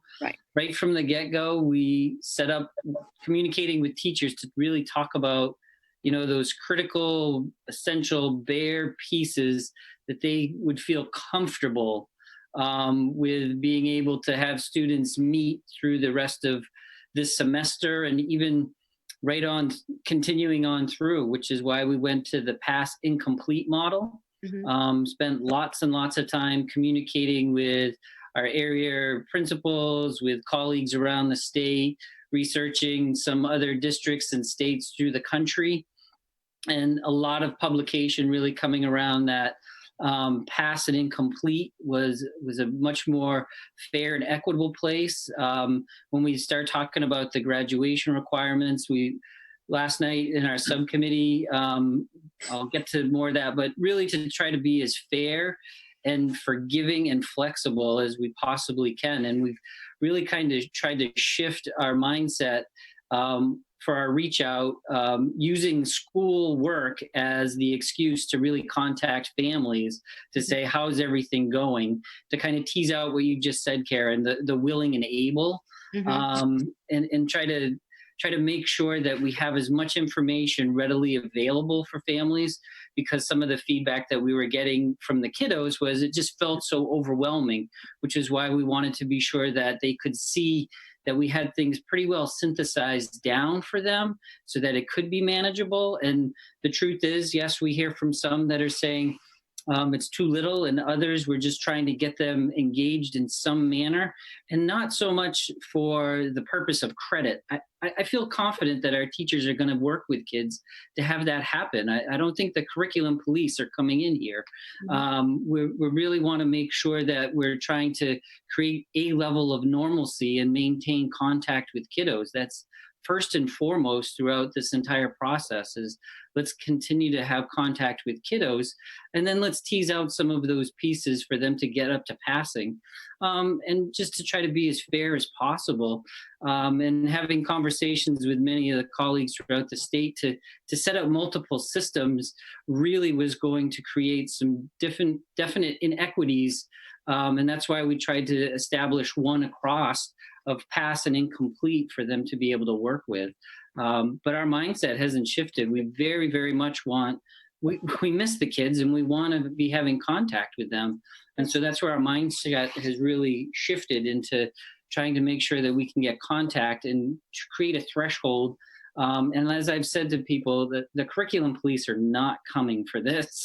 You know, we want to help the kids to get those critical, essential content pieces. Unfortunately, there's a lot of content pieces that Coach Gibson's kept in health have had that experience, but there's others, and so I've been working with the department heads to identify which teachers need some more support and guidance and direction to access it from a remote place. There's no way that we can replace the day-to-day interactions with teachers. We're not going to be able to get to that depth. You know, those kids being in class with teachers is essential. We're not going to be able to hit that. This is try to keep the water treading for all of the kiddos, and really more than anything, trying to make sure that we're staying in contact with them the way we would if they were in school with us. If we saw our kids struggling, we'd be reaching out to them and we'd be reaching out to their families about it. So to try to hit a balance of being as delicate as possible, forgiving as possible, flexible as possible, and have some level of gain so that we're not having this humongous discrepancy when we come next fall. And that's been some of the talk that we've been having of late, is how are we going to address that and prepare for that? Sometimes in some courses you can accommodate for picking that up later, and others it's such a sequential approach we still need to do that. And so how do we hit the right balance? But we have not wavered from our mindset of no harm to the kid. And if they're incomplete, then we're going to bend over backwards to make that happen and continue to have some remedies in place for kiddos.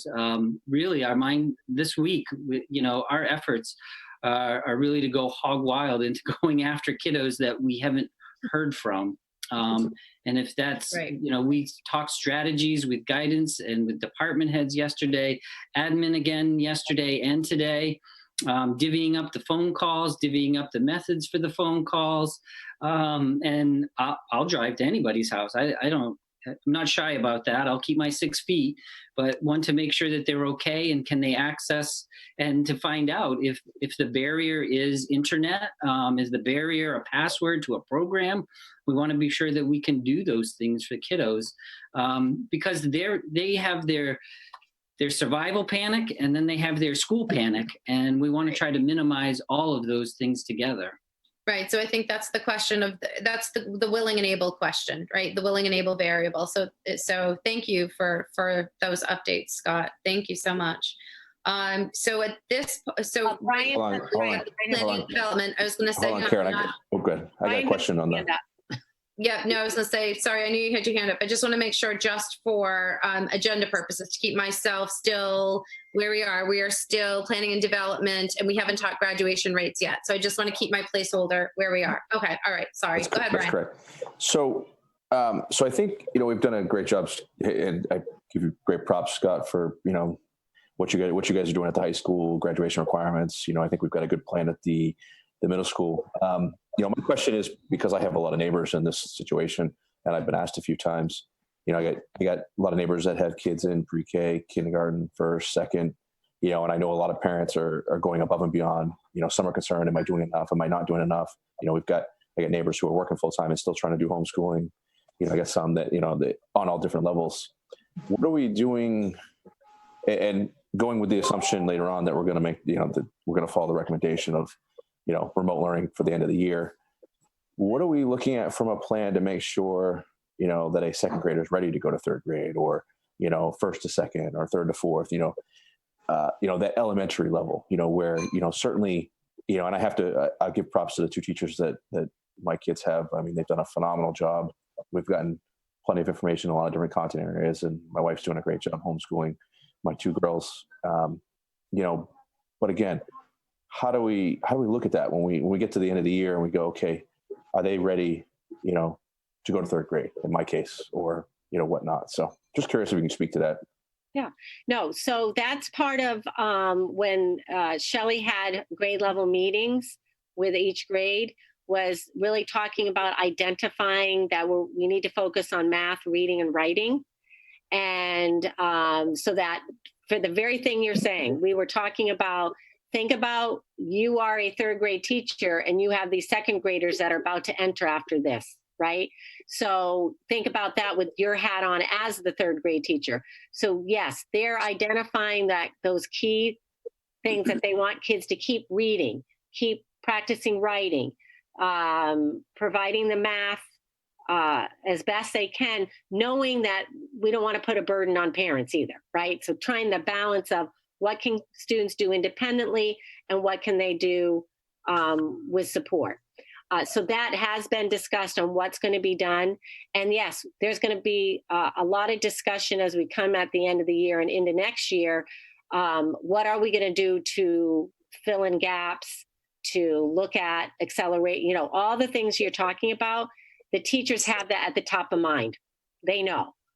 Just like the sixth grade teachers know, I still have to get them as best as I can doing the reading regularly, writing regularly, and their math. And then, working hard on making sure every student is doing some engagement at some level. And if they're not, guidance counselors are calling, principals are calling, teachers are calling. So what you're worried about, we're all worried about. And I think, Shelley will have continued grade level meetings just to check in with folks. How are you doing?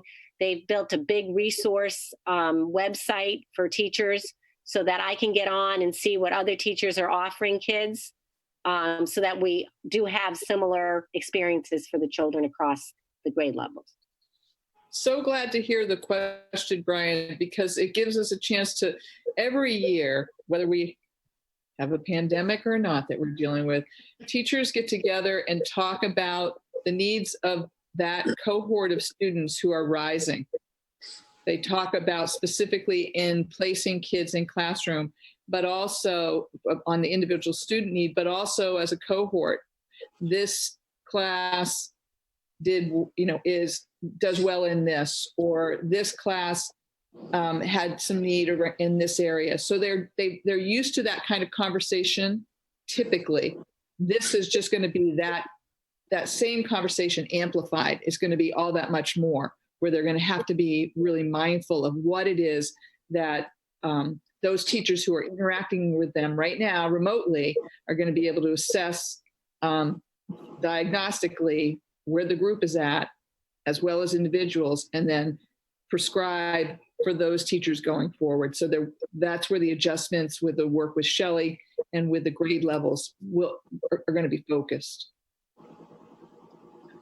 I have a question. So my concern, and of course it is personal too, because my son is a junior, but the junior year is probably the most important year out of the high school as far as academically wise. You know, we're not going to have the SATs, and nobody in the country is, but this is the year that schools look at, the colleges look at. So I understand the whole idea of past and incomplete as far as equity goes, but I am also concerned about the juniors. I'm concerned.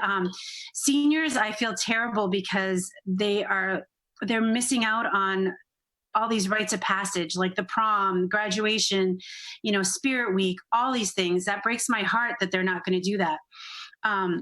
But most of them have already gotten into schools. So like academically, they're okay. They do have to make sure they get the graduation requirements, but the juniors is anything being done specifically for juniors as far as academic wise?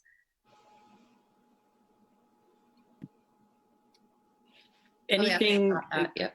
Pam, anything being done academic wise?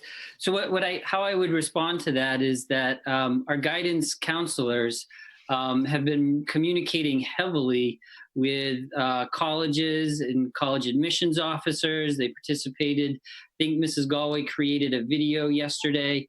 The colleges themselves, their professors are struggling with remote learning. They're grappling with, they understand that this situation is going to be carrying itself through, and that they're going to definitely have to be taking a different approach than they have in years past on how they position themselves through the admissions process, and that the message that they're sending to schools and guidance and administrators is they themselves are going to have to be incredibly flexible and understanding and look at the whole picture and not just simply through the lenses that they have before of GPAs and grades. Like part of the message that Mrs. Galway shared yesterday with the colleges saying that, yes, it's true. Typically, they're looking at junior year, but now they're really encouraging students to say, you really need to try to balance that out and add some challenges for yourself and enhance your senior year schedule in light of the fact that you've had this missed opportunity. I wouldn't call it missed opportunity. This pandemic really put a ripple into your junior year. So the colleges themselves are speaking up and sharing that they are going to have to address admissions in a much different way and have a much more flexible approach and much more holistic approach with that. And again, we continue to, our guidance counselors continue to have those conversations, not just with our area and the UMaine system, but throughout New England and throughout the country, really talking and hearing from admissions, and that they recognize that. They absolutely do.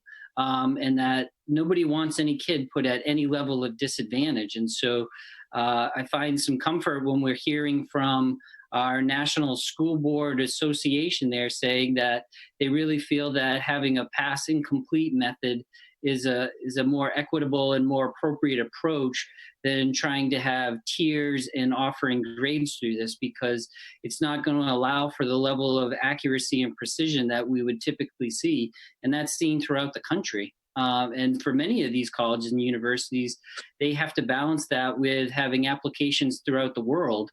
And so, as we've seen, this is a worldwide situation. So they know that going in with eyes wide open. It's also going to affect scholarships. Scholarships look at GPAs and stuff. So that's another concern. I mean, I know this is a pandemic and it's not just happening to Auburn, which, you know, as awful as that is, it does give me comfort to know that we're all in the same boat, you know, and we're not the only ones, I'm not the only parent that's concerned about this. But yeah, the scholarship wise, that's another concern. Yeah, and that's why we, having met with, you know, many of my colleagues around, why we kind of reached that place of freezing those GPAs coming out of first semester. And so not calculating this semester with it, and to address the GPAs and how to balance that. And, you know, a lot of the work is going to need to go into crafting our profile page and creating statements on how GPAs are calculated and what their grades mean. And the colleges themselves were saying, you really need to make sure that you're very clear and upfront in your profile page and creating statements in your letters of recommendation for students in light of this semester and the COVID-19 pandemic that we're experiencing, that to be upfront about it, put that out there so that it is part of their consideration. And that, you know, like I said, when I'm meeting again with them tomorrow morning, our area principals, why we all were in a place of feeling comfort and being able to say, we got to freeze the GPAs coming out of first semester and hold them there. And so instead of it being calculated on 7.5 semesters, it's going to have to be calculated on 7, which led, part of that conversation leads back to why colleges were saying to make sure that you have a pretty rigorous senior schedule going in. That would be the big takeaway and aha for them. Usually we tell students to have a pretty rigorous junior schedule, and now they're saying to not shy away from that their senior year. God, has that been messaged to the junior class already through the teachers or guidance counselors? Yeah, Mrs. Galway, I believe, sent out an email to all of the junior students. I watched it yesterday afternoon. She crafted it sometime yesterday. I got that. I didn't know. I haven't had an opportunity to review that. That's an important message, and I'm pleased to hear that it's been sent out. Thank you. Yes, and Dave, I believe that she had sent that in email form as well to the junior parents. Yes. Yeah, I just haven't had the opportunity, Scott. That's okay. Thank you. And my hope is once we get some clarity this evening is to create my own video message tomorrow. So I'm a little scared about that. But part of that message, Dave, will very much to direct our junior students to that video. Outstanding. Thank you. And another piece, I just want, because it's such a big deal, I could talk forever. I'm sorry. Another big piece is that we're still really waiting to hear from the NCAA in terms of their clearinghouse, because that's a big deal. And again, Mrs. Galway and I have been tag teaming on trying to reach out. And again, we're utilizing our colleagues. Todd Sampson from the athletic side is talking to all of his colleagues, and they're saying they're going to make decisions later, sometime this month. They're kind of some vague answers that are very frustrating for us to be able to provide information for the students. But the big takeaway is they're going to have to address things in a different manner than they have before and be super flexible at it. Their stock answer is they're bringing stakeholders together and they're going to sort it out and be able to provide schools with some clarity to be able to tell students who are trying to go through the NCAA clearinghouse. And so we're kind of in a waiting game to hear from them. And if there are some things that need to be adjusted on our end based on that information, then I'm very prepared to do that. We've been strategizing and thinking behind the scenes on how would we do that. But I would hope to think that they are going to have the same level of flexibility that schools are offering right now for our students. I'm glad to hear you say that, Scott, because I'm sure Katie probably relayed a very long phone conversation that she and I had together when this sort of all started coming out with pass fail, pass incompletes, how that impacted GPAs and really what a pass translates into, and my fears around that. I don't want anyone to miss an opportunity Right. because of this amount of time that was taken out of their 4-year high school career. So I'm pleased to hear you say that, because I have had my own thoughts around that and shared them at length, which I'm sure trickled down your way. So I'm pleased to hear you say that. So Yeah, we've been keeping a very, very close eye. That's kind of like part of my morning routine, is to check and see if the NCAA has created any updates for the day. Mine too. Yeah, mine too. And I'm still, I haven't seen anything. So yeah. Yeah. And so you've seen their stock answers, which are very frustrating. But yes, we've been trying to be very mindful, particularly what the past indicated in years past and what that would mean now. And so that's really, schools have been really pushing them. And I gotta believe they are, because there are some states in the country as a state who have said, there is not an option. You are doing pass fail. Mm-hmm. So I think that's really going to spur them to have to look at things differently and create some guidance for us.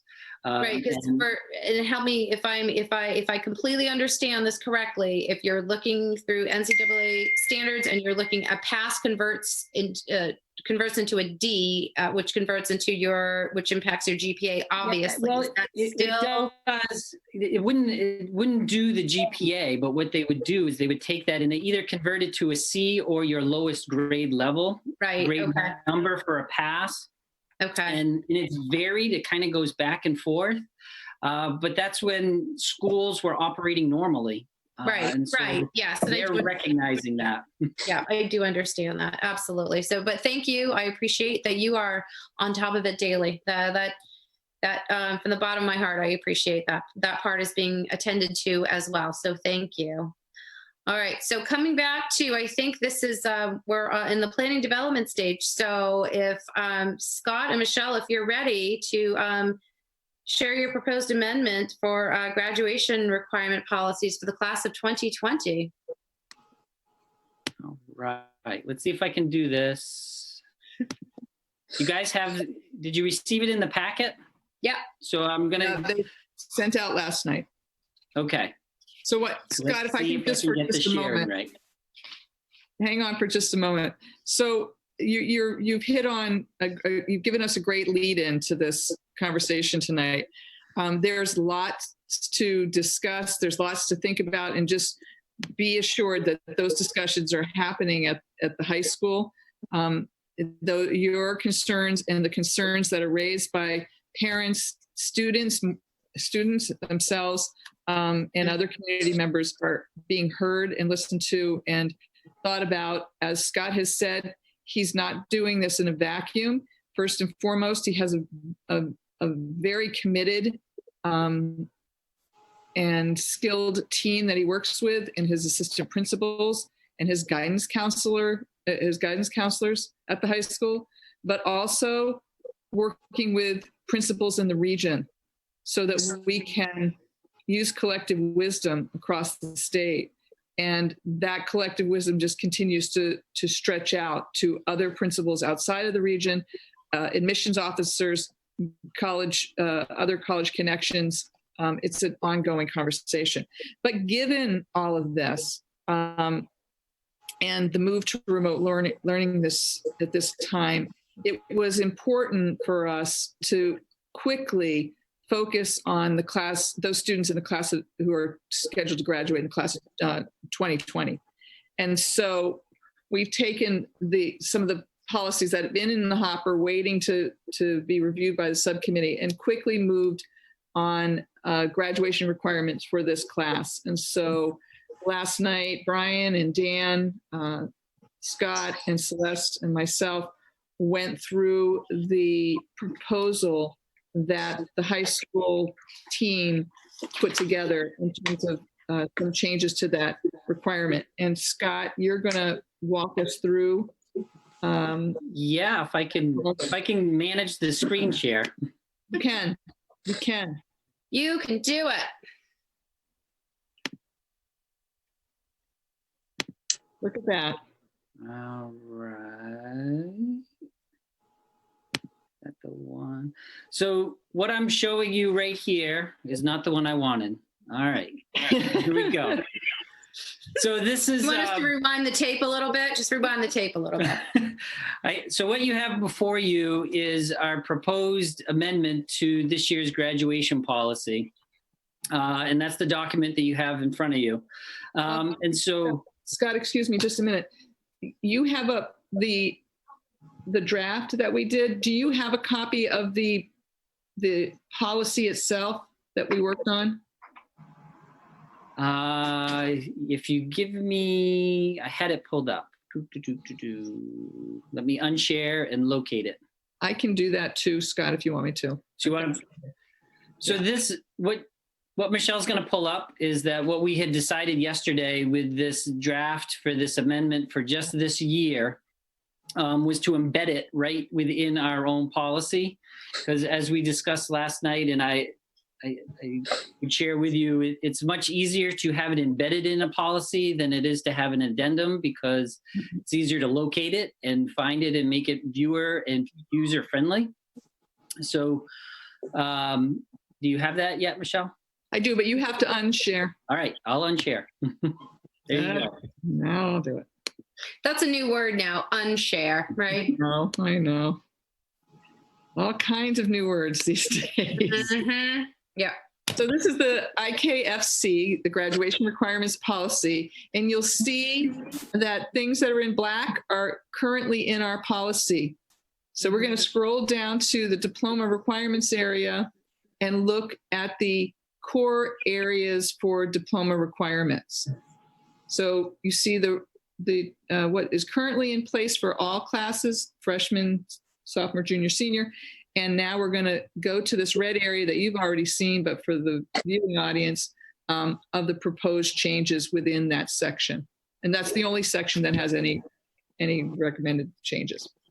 Yeah. So what we proposed was to, because you have to serve two masters. The students had to have 24 credits, and then they this group needed another 17.5 credits that were required within those 24. Mm-hmm. And so what we did was go back to 20 credits. And if you ask the question, why 20 and why not 22 or 21? We tried to find, we bantered around many different numbers, and the one that we landed on was 20, because this aligns with the credit requirements that adult ed requires and takes out some of those other electives along the way. They maintain this similar path of the required credits. And so that's how we got to the number of 20 that we started to examine what would that look like. And so from there, we examined what we had for our minimum required, and then examined what the state required.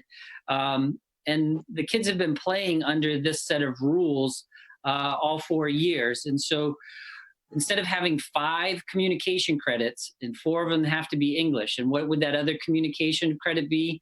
That can take a variety of forms, but typically students would get that in their world language. If they were taking French, Spanish, Latin, that's where that other credit would come from. And so what we proposed was just to get focused on their English credit, that we would keep the 3 math credits, the 3 science credits. The state requires our physical science and our life science is in there because that needs to be a lab. We would keep that. We would keep our social studies credits of 3 that requires a U.S. history and a government civics. And these are things that and I'll show you the numbers that students are already sitting in good shape with, and that we propose to move from the 2 whole credits of phys ed and health to 1.5. We'd keep the 1 credit of fine art and the 1 credit of career planning, the half credit of career planning. And so that gets us to our 16 instead of the 17 and a half required credits. And so I spent a lot of time with our guidance counselors putting that information together, because the number one question is, were kids already enrolled or accessing those courses? And the answer is yes. We've been tracking them diligently for at least over a year, closer to 2 years, to make sure that when they started their senior year, they had things in place to be able to hit those required credits. And so when we looked at the data, once students hit those 16 required credits, the ones that they needed to finish this semester, they would hit that 20 threshold very easily. So the students are either accessing it in the courses that they were already enrolled in for this semester, or they were accessing it through ELPM and Odyssey to recover a credit from years past. So our proposal was the 16 required credits and the 20 overall credits, and that we would waive the community involvement. They had 24 hours. Most of them have accumulated 18 if they had participated in our community service day. But because we were in a situation of not being able to have kids out in the community, that was going to be a challenge. So we waived that. And then the senior demonstration, one of the key components to doing the senior demonstration was to have an audience and to try to balance out, we wouldn't be able to do that in person. And then as we tried to balance out not having everything, making sure that we were being equitable to everybody, they may not have the opportunity to be able to Zoom with everybody else in class or doing it through their mentor time. So that was the other consideration of why that was waived. The district and state assessments, it's boilerplate. You find that in everybody. These kiddos have already met it, but it was one more of those things that we didn't need to hold on to for this year. And the educational experiences at the end, same thing. That gave us the freedom to be able to use any kind of experience for them to be able to get credit. So the substantive changes really are going from 24 to 20, and then changing the 17 and a half required credit classes to 16. And the key pieces that I wanted to share, students were already involved in those courses for this semester. So before we go to some questions, just so we wanted to bring this forward quickly tonight. Parents, students are under enough stress out there. We thought this was something that we could quickly address to get the information out to this class to help bring that level of stress down. We do know, and the team is talking about, as Pam, you said, what will be the impact on classes, the other classes, and that is being looked at and will continue to be looked at, and have more information about that in the fall. So we will probably likely be coming back with this policy again. You'll probably see it again. Yeah, one of the real important pieces to kind of go back to when we talked about earlier, being as flexible and forgiving as possible. We really wanted to be sure to honor those kiddos who, coming back to Karen's statement of willing and able, and that's what I spent a lot of my time this morning, creating an appeal process for kiddos grades 9 through 11 to be able to have some level of appeal, even though we'll keep the door open on that incomplete for them to get credit. We still are going to need to have an appeal process and develop some steps for us to be able to work with a kid and a family to find out what the barrier was and what the opportunities that they could access and couldn't access, so that we can create as much equity as we can for those grades 9 through 11 moving ahead. Because for many of them, they were enrolled in 6 courses right now. And I think it's going to be a monumental task for them to do all of those. I'd really like for them to stay focused on those required places, not to take away the opportunity for them to do all of them. I want that for them. But definitely to have an appeal process for us to be as flexible, offer as much grace as we possibly can, and try to create some language that's meaningful for them, so that if we do find ourselves in a situation where a kiddo wasn't able to get to that passing, how can we support them and be as flexible and graceful as possible with them? But that's to come. That's not the here and now. Right. Okay. Michelle, anything more to add? Oh, you're on mute, Michelle. Dan, Brian, anything that you want to add from our discussion last night that you think is important? No, you pretty much covered it with that. No, covered. Okay. All right. So you need a motion to approve the first. May I ask a question before we do that? Absolutely. Scott, do you know anecdotally what percentage of the current seniors would meet this amended criteria to graduation currently? I do. I'm so glad you asked that question, Dave, because as I was putting this together, I was making sure I had data readily available. So I appreciate that. I say, I think you had it up already. Give me the screen back. Yeah, you gave us a sneak peek, I think, Scott. I absolutely will. If I can get the screen and I can do it, I will. While he's doing that, Dave, Scott and I have been talking about this. I had the privilege, really, it was a privilege and an honor to see a document that they're working from with each and every senior's name on that document. And I don't know if they have it for all the classes, but they had it that quickly for every senior, where they were at, where their status was, what they needed, and the contact that they've made. I just can't speak highly enough about what that team, the assistant principals and the guidance counselors, and there may be more, Scott, that should be recognized, but that team has done in a very short amount of time to make sure that there's the least harm possible to these students.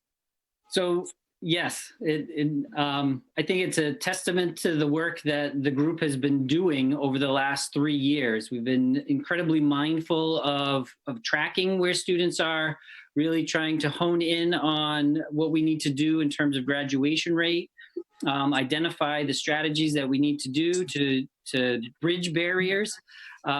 So what this is showing is across the bottom, for us, this allowed us to be able to track. And what I did is I just took all of the students' names out. And this is the chart that Michelle was talking about. So 67% of our kids need that half English credit. Okay. 40% need a half math. 13 need their science, 10 their social studies, 9% the fine art, 2% the health and PE, and the 0.5% for career prep. These are courses they were already enrolled in. Now, as you can see, some kiddos needed more than just one of those. So if we look up on line 237, this student needed their half credit of English, they needed a half credit of math, a half credit of their science, and a half credit of their fine art. They were already enrolled in those courses. And so to me, that's what I would want our seniors to be focused on at this moment in time, and working with their teacher to hit that flexible threshold of what do they need to do to pass so that they can get that credit. Okay. I appreciate you having that data available. Sorry, Dave? I appreciate you having this available. That's really helpful to me, because what I'll say is I'd like to move that we approve the new language to this policy. Yeah, I was just going to ask, can we entertain a motion to approve the first reading of the IKFC graduation policy? So I'll take from Dave Simpson. Can I get a second? Second. I heard Brian Belknap last. Sorry about that. Let's take roll call. Ward 1. Trying to figure out how to unmute. Absolutely, yes. Thank you for your hard work on this. Thank you. Yeah. Ward 2, Pam? Yes. Ward 3, yes. Myself. Brian Belknap. Ward 4? Yes. Dan Poisson. Ward 5? Yes. At large, Faith Fontaine? Faith!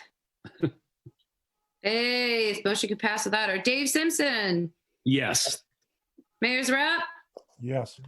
Motion passes 7-0. We'll do one as abstain. We'll call Pam Faith as an abstain. Not sure where she went. So motion passes to approve the first reading of the IKFC graduation policy. School committee members, just please know that when Michelle talked about and Scott talked about, we really want to get clarity to our families. This is going to come back pretty quickly to us again, because we want to push the message out that this is exactly the path that needs to happen. So, Yeah, so that was my policy is coming back pretty quickly. Okay. Yeah, so I don't want to step in, but we've already been working and trying to prep to make sure not only are we going to communicate this through electronic means, but we were working on putting a letter together so Brian would know exactly what he needs to do. Karen would know exactly what they need to do. So we have that in the works, and that's something that I'm going to try to share in that video with them tomorrow. this is in the works. It's coming, and we've tried to synthesize it down to your essentials. And I want to make sure to highlight that people hear, and they'll continue to hear, we're definitely focused on the appeal process for 9 through 11, so that we can really treat these kids as fair as we possibly can, in light of the circumstances for grades 9 through 11, as we consider what their graduation requirements are going to be. Great. Thank you, Scott. Thank you, Michelle, for all your work on this, and our policy, Dan and Brian on this one too. Yes, Brian Belknap. So 2 questions for you. First of all, when's it going to be the second reading? Whenever we meet again. Or do we have the power to not do a second reading and make? I want to get this information out to the families and the kids as soon as possible. And I think I understand that. Well, I understand. Oh, go ahead. Sorry, Michelle and I talked about adding it to your special meeting next Wednesday. Yeah, so it's going to come back to you probably a week from tonight. Okay, that's fine. To Brian's point, is there anything we can do tonight? Are we allowed to, or can we forego the second reading, or do we have to have a second reading? I'm going to deflect to the policy people, but I think it has to be 2 separate meetings and 2 separate occasions. Correct me if I'm wrong, though. Yes, that's what we have to abide by. You could have a meeting tomorrow night, but you'd have to let the public know. The point is that the public has an opportunity to weigh in on this. So we're giving them, I think just how this typically goes is now Scott will be able to say, it's all but official. It's all he's got you guys. We've heard from you, right? So he's ready to say that. Now it's just a matter of coming back in a formality. So he can move now. Yep. And if that's the case, then I'm okay with that. The fact that there's nothing that I don't believe there's anything that any of us have raised any objections to it that we're going to stand in the way. So I think, Scott, you're okay to begin the messaging from what you've presented to us here tonight. I think you're okay to begin the preliminary messaging from that. Okay, great. Saw your thumbs up. All right, let's move on. I'm going to go with the agenda's not up, but I'm going to go with I have printed out. The proposed change to the school calendar. Is that up next, Katie? Yes, it is. You're right on it. Okay, so part of getting your input around this plan is on the calendar right now. Our last student day is supposed to be June 8th. And we had 6 snow days. So Michelle corrected me when that went out. It's 6 snow days plus a workshop day. So as you know, Lewiston already announced that their last student day would be June 8th. And I don't see why we would come back for Monday. Oh, good, because I wasn't going to let that one fly. No. Right. So, we will have done 5 weeks of remote learning. We now have a break coming up, which I think everyone's looking forward to unplugging. And then we will have 6 weeks following April vacation. If we set the last student day as June 5th, we are waiting to do the announcement that we will continue remote learning following what we anticipate will be the governor's update probably in a week. Right now, the public knows May 5th. They also know we're planning to possibly be out the rest of the year. But, we want to make sure we're clear on what those next orders are from the governor's office. And so we can go from there. But I do want to, so that people do know in the public that June 5th will be the wrap up of remote learning. And then what we're talking about is in June, we have those 6 days for students. And it's 6, right, Michelle? Mm-hmm. I want to make sure I'm right. 6, yeah. So we have 5 plus 1 plus the student day. Okay, so that's why they have 6, 7, 8 days they have to make up. So I did talk to the Auburn Ed Association on Monday as part of our labor management meeting to talk about what would be the options for teachers. So continuing on the same vein of flexibility, we talked about that week of June 8th, that we're hopeful that we would set up some type of schedule for teachers to come into their classrooms. We even talked about teachers who, due to medical conditions, would they have a special time that they could go in knowing there would be no one else in the building. So to mitigate anything like that. But in order for them to pack up student desks, getting things together, just to have some closure in their classroom is one possibility for that week. They're going to need to do a lot of records from all the remote learning upkeep. They're going to have to be looking at next year's students. So there's work to be done that week that can be done remotely, and it can be done that we might be arranging when staff can go into buildings at different times. Then we talked about some flexibility with teachers. Teachers are used to doing a 183rd day. So although we have 7 workshop days in the calendar, 1 workshop day is not in the calendar. And our teachers write up plans for that workshop day, and they create whatever they feel meets their education, their professional need. And so we talked about perhaps doing that for 3 days. And some things we threw out though is, maybe they want to do 2 additional days before school starts, because we usually have 2 workshop days before school starts. They might say, I'd like to use 2 days that I'm going to come in August before school starts. I might work with Shelley to do curriculum work. I might offer a couple of summer days to check in with students if we're allowed to meet with our students. So giving them some flexibility. And the AEA was excited about bringing some ideas to their membership. And so they're waiting to hear what you all decide tonight about June 5th. And they're going to send out a survey to their membership asking them what do they want considered for those days that they still have, which are 8 days. So, I'm looking for you to approve it so that it is official, that we're all on the same page, that June 5th would be the wrap up for our student days. And then we would waive the student snow days. So the students would be done June 5th, Correct. But the teachers would still have more days to do? Yes, because they have contract. They get paid for 183 days. And so wasn't that waived? Like, didn't the state waive the amount of days? I know with students that because of the remote learning, were teachers waived as well? No, they were not. No, because they are under contracts. So these are the snow days, Pam. These are snow days that would have been tacked on to the end of the school year.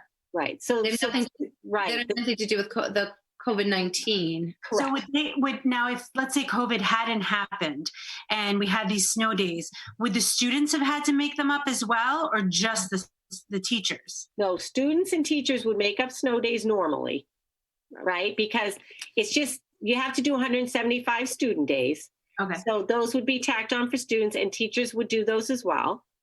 But with this ending June 5th, they have 8 days, which gives them some flexibility, frankly. They're going to want some flexibility because, if this lifts in end of July, they're going to say, well, I want to go in and do some work, right? So it's giving teachers flexibility to get paid for some days they're going to be doing. Oh, somebody's yawning. Oh, big. I'm not sure who that was. That's hysterical. So Pam, those are their questions, and what we're doing is trying to meet their contract in a flexible way with them. Now, have they been polled? Like, have they been surveyed to see what they want to do? Like, I'm sure they don't want to come in and do nothing or just do busy work to say that they're doing something. Right, and that's what the AEA is doing tomorrow. Okay. Once you approve this date, they're going to send a survey out to their staff asking what are the options they would like to see. Okay, so they have to do those 8 days because it's in the contract. Correct. Yeah, these are snow day makeups, not COVID-19 makeups. These are snow day makeups. Right. So I am understanding it. So if we're ready to can I entertain a motion to approve the recommended last student day of June 5th as proposed by Superintendent Gronin? So moved. Dave Simpson. Sorry, I didn't catch a second. Second. All right, Brian Belknap. Let's do roll call. Ward 1, Rose. Yes. Pam. Ward 2. Yes. Ward 3B is a yes. Ward 4, Brian. Yes. Ward 5, Dan Plesson. Yes. Faith Fontaine at large. Yes. Dave Simpson at large. Yes. Brian Carrier. Yes. Motion passes 8-0. All right, moving on. Finance Committee. All right. I'm sleeping here at this point. Was that you yawning, Brian? No, it wasn't. You could see me. I wasn't yawning. No. We met the other day on the 9th to do the Finance Committee. With normal stuff, approval of minutes, and we went through March financials, which seemed to be right on course. Not anything unusual about that. We did do the revolving renovation funds update with Blatt Architectural. They had a meeting scheduled for the next day, so that's going ahead as planned.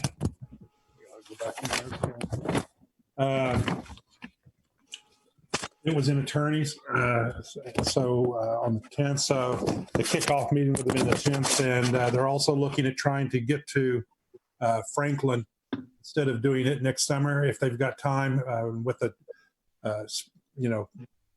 situation we have right now, being able to get to the Franklin this year also. Part of the other thing, we had a diesel tank conversion to gas at the yard. It's a 10,000 gallon diesel tank that they're going to switch it to gasoline. Part of what they mentioned earlier tonight is that we did lock in a contract for gasoline at $1.37 a gallon, which will save us quite a bit of money. And it'll also give us a little bit of opportunity to share tanks now with the city. If the city's got a gas vehicle over on our side of town, we'll work out a billing situation with them to share the cost, as we will with the diesel tanks and filling up the buses that we have left that are diesel with them. I'm going to ask Adam to discuss the CIP project updates. I have the old sheet, but he had a new one to give you an idea of where we're at and what we're doing with that. So Adam, if you want to go ahead with that. Sure. I don't have my sheet in front of me, but the update I can give you is Billy Hunter and Mel Cole and I have been meeting via Zoom every week to make sure that our projects get done on schedule. And as Brian alluded to, with this unfortunate situation, it does give us maybe a little more flexibility to get started earlier on some of the projects. So if that's possible on any of them, we're trying to take advantage of that. I can tell you things that are happening right now. The new generator is going into Park Ave. That should be done by the end of next week. The Walton bleachers are going up as we speak, which is really exciting to see. I was looking at it on the camera a little bit today. And beyond that, we're starting the sort of the pre-work that we need to do to put a lot of projects out to bid this summer. These are all projects that have been on the approved lists. There'll be things like the Fairview roof, and we're doing preliminary work on a few of the items that were on the list that you just reviewed last month to see if we can get some of those done this summer, such as the turning loop at AMS, the bus loop in front of Walton, and things like that. So we're off and running on our summer projects. So far, so good. The only other thing I'll mention is Stephen Blatt Architects are going to get back to us on whether they think we could squeeze Franklin in this summer, but they're not very optimistic at this point, only because of the difficulties in getting materials that are going on right now, and an elevator being a big item to get. So they are looking into it for us, and they'll let us know for sure whether that might be possible or whether we'll have to wait till next year. Could you, Adam, could you do me a favor and when you get back to that slide, could you send it out to the committee so that they'll have an idea? I really like the way that you had set it out and sure. Getting to with the projects, really give them a sort of an idea of where we are in the stuff that we had planned. Yeah, that would be great to see. Thank you, Brian. All right. Any other, we ready to entertain a motion? Motion to approve. Brian, Adam, anything else you'd like to add? I'm all good with that. All right. We entertain a motion to approve the finance report for March 2020 as presented. So moved. All right. Thank you. Thank you. Pam, is that you? Yep. Okay. Second, Pam Hart. Roll call. Ward 1, Rose? Yes. Ward 2, Pam? Yes. Ward 3, yes for me. Ward 4? Yes. Yes. 5? Yes. Faith? Yes. Dave Simpson? Yes. Brian Carrier? Yes. All right, motion passes 8-0. Moving on. COPS SVPP School Violence Prevention Program Grant. Adam's going to review the proposed items to be included in the submission of the COPS SVPP grant. Yeah, so it came under our radar a couple of weeks ago that there is currently a COPS School Violence Prevention Program grant open, and the deadline for the applications is April 29th. So we had two projects that we thought would be a good fit. One being the hardening of the doors at the elementary schools that we've talked to you about that's currently on the upcoming CIP list. Mm-hmm. That's a perfect item to put in for the grant. If we're able to get the grant, it will fund 75% of the cost. Oh, nice. So anytime funds like that are out there, we'll try to go after them. We also looked at the possibility of upgrading all of our public address systems and tying them in with a more advanced security software that can do all sorts of things with panic buttons being in every room and alerts going to screens of administrators and things like that. And we feel like we need a little more time to really research that and come up with a proposal. And we do believe this grant will be available again next year. So after talking to Katie and talking with our law enforcement partners, we feel that we'll table that one and look to do something next year and come back to you with a plan on that. So what we'd like to do is move ahead with the hardening of the elementary school doors. And so my recommendation to you is to move that motion at $25,000 instead of $100,000. That should give us flexibility to meet the 25% match on the elementary school doors. What was the match, Adam? We have to match at 25%. Okay, thank you. So I feel if you approve up to 25,000, that should give us plenty to put that out to bid and get that work done. Okay, and those are capital improvement. Where's the 25 grand coming from? Yeah, so it would come from capital improvement funds. Okay. Okay, just wanted to make sure I understood that. Now, can I just get clarification on the project? I know that there was the hardening of the doors, but was this the same project as like the vestibule, like for example in Washburn, about making the locks and the buttons on the outside, the intercoms and all of that? Yes, Rose, that is the project. So we've actually looked at Walton. We feel Walton, we could do Walton as well. So this would now encompass all 6 elementary schools, and it would create that vestibule with a set of locked doors on the outside with two-way communication. And then the person would be let into the vestibule and then do their business with the secretary before being let in through the second set of locked doors. So this is the current best practice. This is what's going to happen at the middle school, and this will eventually be at the new high school. So this will bring all 6 of those elementary schools up to the best practice for that. Amazing. Thank you so much. Thank you. Any further questions? All right, entertain a motion to authorize the Auburn School Department to submit for funding through the COPS SVPP grant for equipment or software to help prevent school violence in an amount not to exceed, and Adam, you've amended this to 25,000? Yes. Okay, not to exceed 25,000 in local matching funds and to utilize the capital improvement program to pay for the local share of the grant. Do I have a motion? So moved. All right, I heard Rose, second. Second. Faith. All right, roll call. Rose. Yes. Pam. Yes. Oh, this is so tedious to do it this way. Karen, yes. Ward, am I up to Ward 4? Brian Belknap. Absolutely. Dan Poisson. Yes. 5. Faith. Yes. Dave Simpson. Yes. And Brian Carrier. Yes. All right, motion passes 8-0. Last item that was an addition to the agenda tonight. Find the motion. Last item is a motion for the school committee to authorize Brian Belknap and Faith Fontaine to negotiate contract terms with the selected new superintendent candidate. So moved. Dave, second. Second. All right, Dan Poisson. All right, let's go ward by ward. Ward 1, Yes. Pam. Yes. I'm a yes. Brian Belknap.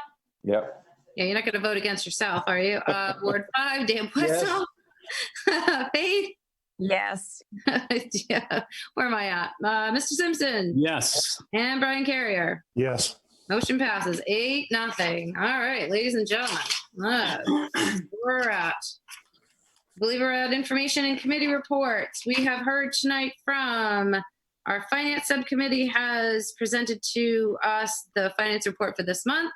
Policy subcommittee, we had graduation policy for tonight. City council update, Mr. Carrier, anything to add that we don't know already?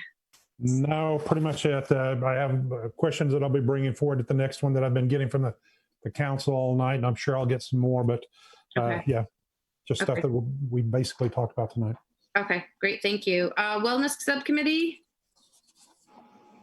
Faith, have they met? No, we have not. Okay. Curriculum subcommittee has not met either. Audit subcommittee? No, nothing. Not yet. Okay. Community Learning Center, Dave? Nothing. Okay, which doesn't surprise me right now. However, I'm just going to make sure we're going through transportation. Nope. Okay. Where am I at? New building committee. We have not met we have not met again. I don't have any updates on that. Katie, do you? Hearing nothing. We're going to keep going. Share center, Rose? No, the share center has been closed, so no updates. Okay. Diversity, we know that's been put on hold. Negotiations. Yeah, we're meeting Friday to start some preliminary discussions, and we are looking at, if we cannot meet in person, doing the nutrition negotiations June 1st, but hopefully we'll be able to do those in person. Otherwise, we'll do them through Zoom like we agreed to. And we will be obviously starting the negotiations for the superintendent candidate. We will be, we haven't heard from, but we'll be meeting with the attorney to try to figure out what those negotiations look like. Okay. All right. Superintendent search, we had our second interview and our have, I don't even know how to word it correctly. We've had our second interview, and the school committee has narrowed it down to a candidate. So we are obviously in negotiation stages there. We've done everything. We followed our timeline, I think, to a T, I want to say. So I want to commend everyone that really supported the work that had to happen for our superintendent search to maintain our timeline. So thank you. Parent advisory, I don't believe has met either. And technology? No, we haven't met, no. All right, fabulous. Coming up to upcoming meetings, the possible special meeting is a placeholder for next Wednesday night at 6 o'clock. It's there if we need to come together for the purpose of executive meeting to discuss superintendent search and negotiations, where we're at with that. But also it's an opportunity for us to add on the second reading of the graduation policy amendments that we changed tonight. And then regular meeting is back on May 6th. All right. Other Also, than that, we're also adding a budget workshop on the 29th, which Katie's running in right now. Right. Oh, I was just typing away. Okay, that's right. April 29th, 6 o'clock budget workshop. Moving on, future agenda items and requests for information. Again, if this is, I'm going to go back to the beginning of this meeting. Coach Gibson brought a point up. If you think that is something we need to talk about as a future agenda item, please let either myself or Katie know. Absolutely. Please, yep, thank you. Absolutely. Hearing yes is all right. Katie, can you add that as a future agenda item, please? I have no problem adding it to a future agenda item. I would like to extend it that there are other folks that are getting their pay but not getting what they normally would be paid due to overtime. So I think I can cover. I have no problem discussing the coach stipend as an informational item. I'm not sure what more you would want to know, so please send me your questions regarding that. That's what I was guess- just about to say. Be specific and send Katie specific thoughts on what information you would like, and whether you think about stipends if you're thinking about sports coaching stipends, if you're thinking about stipended positions. So I would be specific in what you want Katie to bring forward. I would agree, Karen, that you said specifically that any stipend position now that is losing a percentage of that because of the time that we're out and they're not able to fulfill that. I would just like the information as well, as if we're doing all of this, which we should. Yep. Yeah, I think it comes down to which ones are impacted, how much they're impacted, and whatnot. I agree. Sound good? All right. So we have that as a future agenda item. And all right, we need to enter into executive session. So regular meeting has ended, and I'm going to wait to hear after I make the motion that we are no longer being recorded. So the school committee needs to move into executive session. They need to annually approve the school department's emergency operation plan after a brief executive session pursuant to MRSA 6A to review any changes and or updates made to the plan. Katie, are we moving into executive session with this? Yes, you are. Okay. I just need to talk to you, and then at the next meeting, you'll disapprove it. It should be very short. Okay, well, that's why I'm like, I don't see the motion here. Yep, so the motion is pursuant to MRSA. Do I have a motion to move into executive session? Oh, you're right. I didn't put the approval. Sorry. Well, that's what I was thinking. Do I need it not? All right, I'm sorry. First again, who did it? So moved, Faith. Faith. Second, Dan. All right, got to do all those in favor. Sorry, roll call. 1. Yes. 2. Yes. 3 is a yes. Yes. 4. Yes. 5. Yes. Yes. Faith, you know Yes. the order now. Dave's a yes. Frank, are a yes. All right, we have motion to enter into executive session. So, Katie, we'll wait to hear from you that you've got the A-OK that we are no longer being recorded.